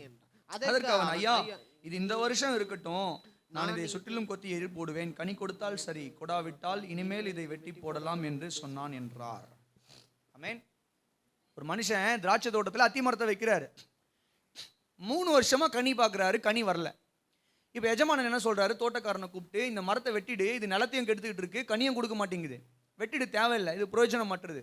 அப்போ அவன் சொல்றான், வேலைக்காரர் சொல்றாரு, இல்லை எஜமானனே, 1 வருஷம் டைம் கொடுங்க, நான் இதை கொத்தி இதுக்கு எருலாம் போட்டு தண்ணியை நீர் பாய்ச்சி 1 வருஷத்துல கனி கொடுக்குதா பார்க்கலாம், இல்லைன்னா வேற வழி இல்லை, வெட்டிடலாம். ஆண்டவர் இது எதுக்காக சொல்ற ஒரு ஓமைன்னு சொல்லி கேட்டிங்கன்னா, நம்முடைய வாழ்க்கையோடு கூட ஒப்பிட்டு சொல்லக்கூடிய ஒரு ஓமை. நம்முடைய வாழ்க்கை கனி கொடுக்கிற ஒரு வாழ்க்கையா? ஆமென்.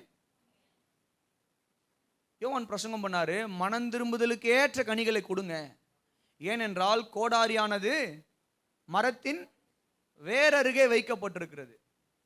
மரத்தின் வேரருகே வைக்கப்பட்டிருக்கிறது. கனி கொடாத மரங்களை எல்லாம் கர்த்தர் என்ன பண்ணுவார்னா, ஒரு நாள் அவர் சொல்லுங்க, அவர் என்ன பண்ண போறாருன்னா வெட்டி போட போகிறார் கனி கொடாத மரங்களை. அதே போலதான் நம்முடைய வாழ்க்கை, நம் கனி கொடுக்கிற ஒரு வாழ்க்கையாக இருக்கிறோமா?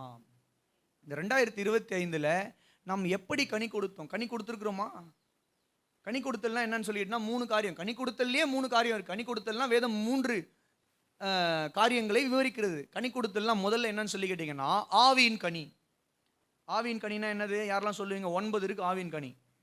அன்பு, சமாதானம், சந்தோஷம், நீடிய பொறுமை, தயவு, நற்குணம், சாந்த குணம், இச்சையடக்கம், விசுவாசம்.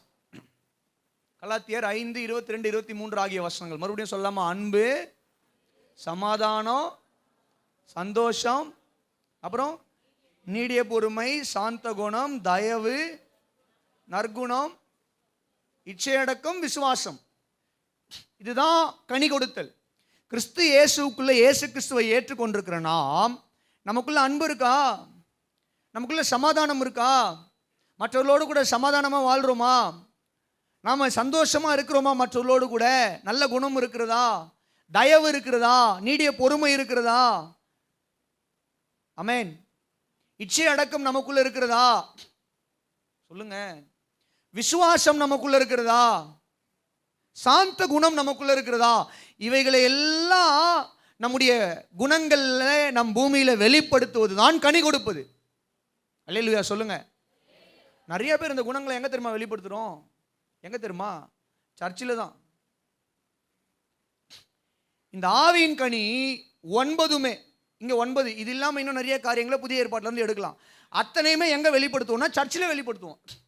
சர்ச்சுக்கு வந்துட்டா தாழ்மை, சாந்த குணம், அன்பு, தயவு, இரக்கம் எல்லாம் வந்துடும். கனி, நல்ல கனி கொடுக்கும் இந்த மரம். ஆனா இந்த மரம் சர்ச்சை விட்டு வெளியே போனோம்னா என்ன பண்ணோம்னா, கொடுக்கிற கனிகள் முழுக்கவுமே கசப்பான கனிகள்.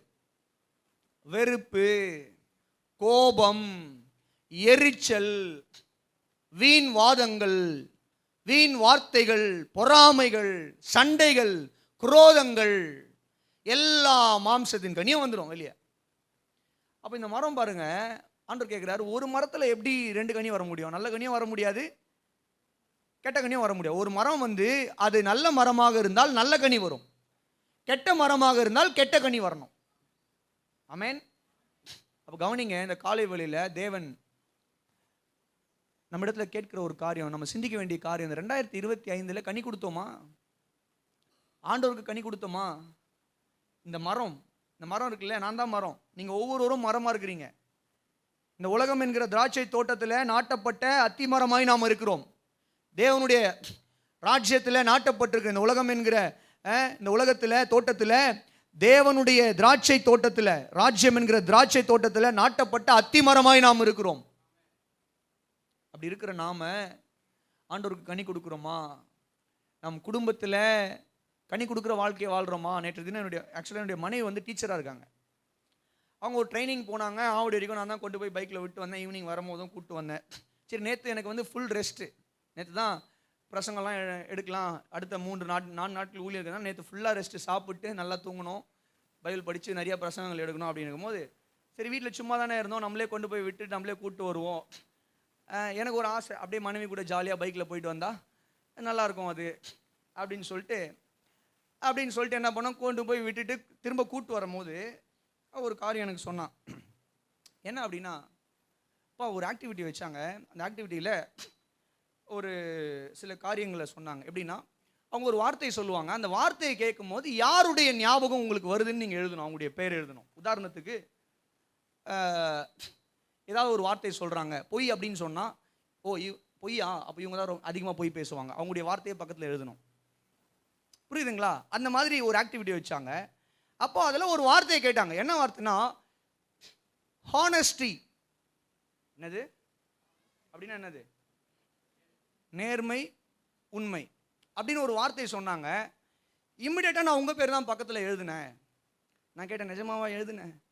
நிஜமாக தான் நான் உங்கள் பேர் தான் எழுதினேன் அப்படின்னு ஒன்று. அதுக்கப்புறம் நான் எதையுமே பேசலை.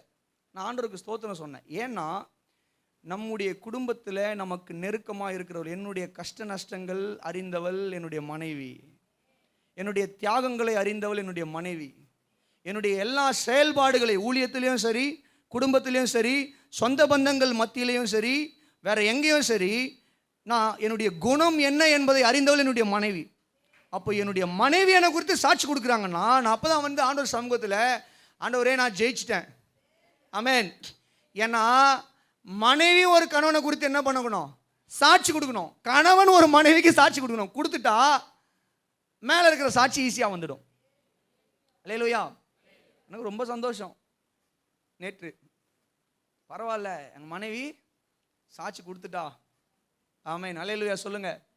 நான் எதுக்கு இதை பெருமைக்காக சொல்ல, பில்லி கிரஹாம் வாழ்க்கையிலும் அதுதான் நடந்து. அவர் சொல்றாரு என்னன்னா, அவருடைய மகள் அவரை குறித்து சாட்சி கொடுக்கிறார். அப்போ அவர் சொல்றாரு, ஒரு ஊழியக்காரனுடைய குடும்பத்தார் அந்த மனிதனை குறித்து சாட்சி கொடுக்க வேண்டும். ஒரு கிறிஸ்தவனுடைய குடும்பத்தார் அந்த மனிதனை குறித்து சாட்சி கொடுக்க வேண்டும். நீங்கள் கிறிஸ்தவர்களாக இருப்பீர்களானால், நீங்கள் தேவனுடைய பிள்ளைகளாக இருப்பீர்களானால், உங்களுடைய குடும்பத்தார் உங்களை குறித்து சாட்சி கொடுக்கணும். அல்லேலூயா. மாமா, சித்தப்பா, அண்ணன், தம்பி இவங்கெல்லாம் கிடையாது. கணவனும் மனைவியும் பிள்ளைகளும் பெற்றோரும் சாட்சி கொடுக்கணும் நமக்கு முதல்ல. அல்லேலூயா. சத்தமா சொல்லுங்க ஒரு அல்லேலூயா. இதுதான் கனி கொடுக்கிறது. நம்முடைய குணங்கள் தான் கனி கொடுக்கிறது. ரெண்டாவது கனி கொடுத்தல்லாம் என்னன்னு சொல்லி கேட்டீங்கன்னா, நல்லா கவனிங்க, நாம் பிரயோஜனமா இருக்கிறோமா? ஆமென் சொல்லுங்க. என்னது? பிரயோஜனமா இருந்தல். பிரயோஜனமா இருப்பது தான் கனி கொடுப்பது. ஒரு மரம் கனி கொடுக்கல அப்படின்னா அது பிரயோஜனமற்ற மரம். அப்போ இந்த 2025 நல்லா கவனிங்க, உங்களுடைய குடும்பத்திற்கு நீங்கள் பிரயோஜனமா இருந்தீர்களா? உங்களுடைய சபைக்கு நீங்கள் பிரயோஜனமா இருந்தீர்களா? தேவனுடைய ராஜ்யத்தில் நீங்கள் பிரயோஜனமா இருந்தீர்களா? தான் கனி கொடுக்கிறது. கனி கொடுக்கிறதுனா முதல்ல நல்ல குணங்களை வெளிப்படுத்துவது. ரெண்டாவது, நம்முடைய குடும்பத்திற்கு நாம் எந்த அளவுக்கு பிரயோஜனமா இருந்திருக்கிறோம். நீங்கள் உதாரணத்துக்கு வசனங்களை எழுதி கொள்ளலாம். மத்தேயு 21:34, மார்க்கு 12:2, மார்க்கு 11:14 ஆகிய வசனங்களை எழுதி கொள்ளுங்க. சங்கீதம் 128 சங்கீதத்தின் 3வது வசனத்தை மட்டும் நம்ம கொஞ்சம் வாசித்துக்கலாம். சங்கீதம் 128 3வது வசனத்தை மட்டும் நீங்கள் வாசிப்பீங்கன்னா, அங்கே வசனம் சொல்லுது, உன் மனைவி உன் வீட்டோரங்களில் கனி தரும் திராட்சை கொடியை போல் இருப்பாள். அப்படின்னா என்ன அர்த்தம்? அது மனைவிக்கு மட்டும் இல்லை, கணவனுக்கும் பொருத்திக்கணும். என்னன்னா, கனிதரும் திராட்சை கொடியை போல, கனிதரும் திராட்சை கொடியை போல அப்படின்னா பிரயோஜனம் உள்ள ஒரு ஸ்திரீயாக, பிரயோஜனம் உள்ள ஒரு கணவனாக நம்ம என்ன பண்ணோம்னா இருக்கணும். ஒரு அல்லேலூயா சொல்லுங்க. நம்முடைய குடும்பத்தில் நம்ம பிரயோஜனம் உள்ளவர்களாக இருக்கிறோமா? நம்ம நிமித்தம் நம்முடைய குடும்பத்துக்கு ஏதாவது ஆதாயம் இருக்கா? நீங்கள் ஒருவேளை வேலைக்கு போகிற கிருபைகளை கர்த்தர் உங்களுக்கு கொடுத்துருப்பார்னா, நீங்கள் வேலைக்கு போய் சம்பாதித்து உங்களுடைய குடும்பங்களை போஷிக்கிறீங்களா? இல்லை, எனக்கு வேலைக்கு போகிற இதுவெல்லாம் கிருபெல்லாம் கிடையாது, நான் வீட்டை பார்த்துக்கணும். வீட்டை பார்த்துக்கிறதும் பிரயோஜனமாக இருக்கிறது தான். நம்ம பார்த்துக்கிற ஆண்டவர் நம்ம கொடுத்துருக்கிற கணவனையும் பிள்ளைகளையும் அந்த வீட்டையும் பத்திரமா பார்த்துக்கிறோமா? நேரத்துக்கு சமைச்சு கொடுக்குறோமா? நேரத்துக்கு அந்த பிள்ளைகளை பள்ளிக்கூடத்துக்கு ஆயத்தப்படுத்தி அனுப்புகிறோமா? நேரத்துக்கு அந்த வீடு நம்ம சுத்தம் பண்ணி கிளீனாக வச்சுக்கிறோமா? ஆமென். நேரத்துக்கு குடும்பத்து காரியங்களை எல்லாம் திட்டமிடுகிறோமா? இதுவும் பிரயோஜனம் உள்ளது தான். ஆமென் சொல்லுங்க. இல்லை, எனக்கு வந்து வேலைக்கு போகிறதுக்கான பலனும் இல்லை, குடும்ப வேலையை செய்கிறதுக்கான பலனும் இல்லை, என்னுடைய சரீரத்தில் பலவிதமான வியாதிகளோடு நான் குடும்பத்தில் இருக்கிறேன் அப்படின்னா, நம்ம நிமித்தம் குடும்பத்துக்கு இடரல்கள் வராதபடி நம்ம என்ன பண்ணணும்னா பார்த்துக்கணும். நம்ம நிமித்தம் சொல்லுங்க, குடும்பத்துக்கு இடர்கள் வராதபடிக்கு. ஏன்னா ஒருத்தர் வேலைக்கு போய் சம்பாதிச்சு கஷ்டப்பட்டு குடும்பத்துக்கு கொடுக்குறாங்க, இன்னொரு ஆள் என்ன பண்ணுறாங்கன்னா இந்த குடும்பத்தை எல்லாம் நடத்துவதற்காக வீடை கிளீன் பண்ணுறது, சமைக்கிறது, இதை பண்ணுறது, எல்லா வேலைகளும் செய்து கொண்டிருக்கிறாங்க. இப்போ நமக்கு சரீரத்தில் வியாதி வந்துருச்சு, நம்மளால் வேலைக்கு போய் சம்பாதிச்சு குடும்பத்துக்கு கொடுக்க முடியாது, அல்லது வீட்டு வேலைகளை செய்து உதவி செய்யலானாலும் அதையும் செய்ய முடியாது, நம்முடைய உடல்நிலை ஒத்துழைக்கல, என்னால் சாப்பிட முடியும், மாத்திரை போட முடியும், ஜெபிக்க முடியும் அப்படின்னா சாப்பிடுங்க, நல்லா சாப்பிடுங்க, மாத்திரையை போடுங்க, குடும்பத்துக்காக ஜெபிங்க. உங்கள் நிமித்தம் குடும்பத்துக்கு எந்த உபத்திரவும் வராதபடிக்கு தேவையற்ற வார்த்தைகளை பேசாதிருங்கள், தேவையற்ற காரியங்களை குடும்பங்களில் செய்யாதிருங்கள். இதை செஞ்சிட்டாவே குடும்பத்தில் பாதி பிரச்சனை க்ளோஸ். நம்ம பண்ணுறது இல்லை, நம்ம அதை பண்ணுறது இல்லை. நமக்கு என்னன்னா எல்லாருடைய வேலையிலையும் போயிட்டு என்ன பண்ணணும், மூக்க நுழைக்கணும். எல்லாருடைய வேலையிலையும் போயிட்டு மூக்க நுழைச்சி நியாயந்திருக்கணும். பிரியமானவர்களே, இந்த 3 கேட்டகரி தான் குடும்பத்துக்கு நம்ம பிரயோஜனமாக இருக்கணும்னா. 1, வேலைக்கு போய் சம்பாதிச்சு கொடுக்கணும், இல்லை குடும்ப காரியங்களை பார்த்துக்கணும். 2, இல்லை என்னால் எதுவுமே முடியாது, ஐ எம் டிசேபிள்ட் அப்படின்னு சொல்கிறீங்களா. 3வது, உங்கள் நிமித்தம் வேலைக்கு போகிறவங்களுக்கோ அல்லது குடும்ப வேலை செய்கிறவங்களுக்கோ எந்த உபத்திரமும் துக்கமும் வராதபடிக்கு ஜெபித்து ஞானமான ஆலோசனைகளை கொடுத்து அவர்களுக்கு ஒத்துழைங்க. ஆமேன்னு சொல்லுங்க. அவர்களுக்கு என்ன பண்ணுங்க, ஒத்துழைப்பு கொடுங்க. கரங்களை உயர்த்தி ஒரு அல்லேலூயா சொல்லுங்களேன். 3வது, பிரயோஜனம் என்று அதாவது கனி கொடுத்தல் என்று சொல்லும்போது என்னன்னு சொல்லிக்கிட்டா வளர்ச்சி. ஏசாயா 37:31 குறித்து கொள்ளுங்க, நீங்க வாசிக்க வேணாம். அந்த இடத்துல கனி கொடுத்தல் என்பது வளர்ச்சியை குறிக்கிறது. 2025 வளர்ந்துருக்கோமா வாழ்க்கையில் சிந்திக்கணும். நம்ம கனி கொடுத்தல்னா நம்முடைய வாழ்க்கை பூத்து குலுங்கி வளர்ந்துருக்கா? 2024 இல்லாத இருந்தோம், கஷ்டத்தில் இருந்தோம், 2025 நாங்கள் அப்படியே தான் இருக்கிறோம்னு யாராவது சொல்கிறீங்க அப்படின்னா நீங்கள் சிந்திக்கணும். சிந்தித்து 2025 செய்த தவறுகளை எல்லாம் திருத்திக் கொள்ள வேண்டும். ஆமென். 2025 நம்முடைய வருமானம் வளர்ந்துருக்கா? நம்முடைய குடும்பத்தில் ஆஸ்வாதம் வளர்ந்துருக்கா? ஃப்ரிட்ஜ் இல்லாமல் இருந்தோம், ஃப்ரிட்ஜ் வாங்கி போட்டிருக்கீங்களா? எந்த பொருட்கள் எல்லாம் இல்லாமல் இருந்தீங்க அதெல்லாம் வாங்கி குடும்பத்தில் போட்டிருக்கீங்களா?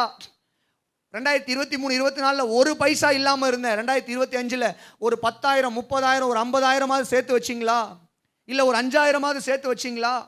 பிள்ளைங்களுக்காக நான் இது வரைக்கும் எதுவுமே பண்ணலை, சரி 2025 ஏதாவது அவர்களுக்காக பண்ணலான்னு சொல்லி ஏதாவது ஆயத்தப்படுத்துனீங்களா? ஒரு போஸ்ட் ஆஃபீஸ் ஸ்கீமோ, ஒரு எத்தனையோ ஸ்கீம்ஸ் இருக்குது, ஏதாவது ஒரு ஸ்கீம் ஆரம்பிச்சிங்களா? பண்ணீங்களா? பிரயோஜனமான விஷயம் பண்ணீங்களா? அதான் வளர்ச்சி, அதான் குடும்பத்தினுடைய வளர்ச்சி. இவைகள் எல்லாம் இல்லாமல் நம்ம 2026 போயிட்டு உட்காந்துக்கிட்டு 1ஆம் தேதி உட்காந்துக்கிட்டு பாஸ்டர் வாக்குத்தத்தம் கார்டு கொடுத்துருவாரு. என்ன கொடுத்துருவாரு சொல்லுங்க? ஏன்னா இன்னைக்கு வந்துருச்சு. இன்னைக்கு நீங்கள் போன உடனே வீடு தேடி வருவாங்க. வீடு தேடி ஊரில் இருக்கிற பாஸ்டர்ஸு, ஊரில் இருக்கிற இவாஞ்சலிஸ்ட் எல்லாம் எதை தூக்கிட்டு வந்துடுவாங்க? கேலண்டரையும் வாக்குத்தத்த கார்டையும் தூக்கிட்டு வந்துடுவாங்க. கொண்டு வந்து என்ன பண்ணுவாங்கன்னா நீட்டுவாங்க.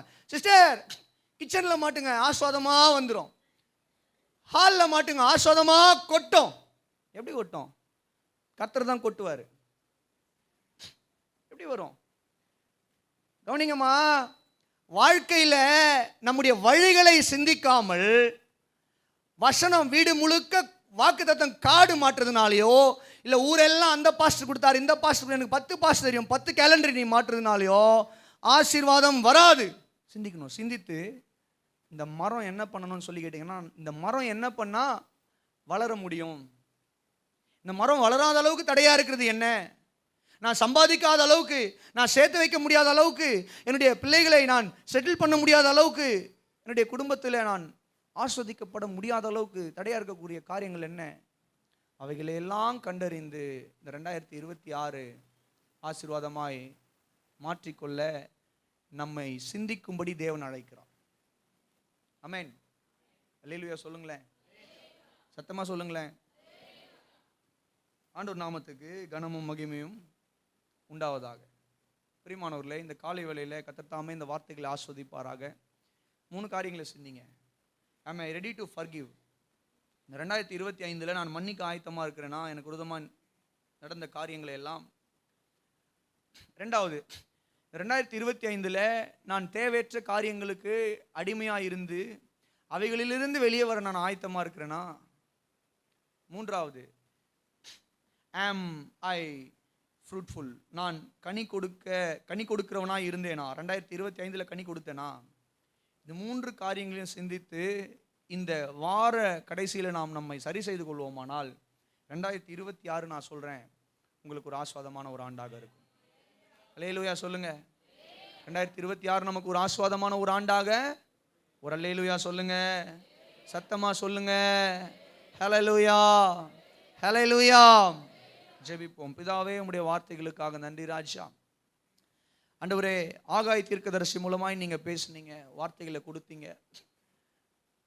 உங்கள் வழிகளை சிந்தித்து பார்த்து கர்த்தரிடத்தில் திரும்புங்கள் என்று கர்த்தர் சொல்லுகிறார் என்கிற வார்த்தைக்காக ஸ்தோத்திரம் ஆண்டவர். இந்த 2025 எங்களுடைய வழிகளை நாங்கள் சிந்தித்து உம்மிடத்தில் நாங்கள் திரும்ப, எங்கள் காரியங்களையெல்லாம் நாங்கள் சரி செய்து கொள்ள கர்த்தர் தகப்பன் எங்களுக்கு கிருபை செய்யும்படியாய் செபிக்கிறோம் ராஜா. கர்த்தர் எங்களுக்கு கிருபை செய்யும்படியாய் செபிக்கிறோம் ஆண்டவரே. கர்த்தர் உதவி செய்வீராக, கர்த்தர் உதவி செய்வீராக, கர்த்தர் உதவி செய்வீராக. இந்த காலை வேளையில வந்து இந்த சபையில் ஆராதித்த ஒவ்வொரு தேவ பிள்ளைகளையும் கர்த்தர் ஆசீர்வதிங்க. அவர்களுடைய மனவாஞ்சைகளை நீ நிறைவேற்றும்படியாய் ஜெபிக்கிறோம். 2025 கர்த்தர் எங்களை ஆண்டவரே நீ நடத்தி வந்த எல்லா வழிகளுக்காக உம்மை ஸ்தோத்திரிக்கிறோம். நன்றி ராஜா. பலப்படுத்தி ஆசீர்வதிங்க ஆண்டவர். மீதம் இருக்கிற ஒவ்வொரு நாட்களும் எங்களை பொறுப்பெடுத்து நடத்துங்க. வரப்போகிற ஆண்டு எங்களுக்கு ஆஸ்வாதமாக இருக்கு. கர்த்தர் கிருபை தாங்க. மாலை கூட்டங்களை கர்த்தர் ஆஸ்வதித்து பிரயோஜனமாய் மாற்றி தரும்படியாய் ஜெபிக்கிறோம். இயேசுவின் மூலம் ஜெபிக்கிறோம் எங்கள் நல்ல பிதாவே, ஆமென். கரங்களை உயர்த்தி நல்ல ஒரு அல்லேலூயா சொல்லுவோமா?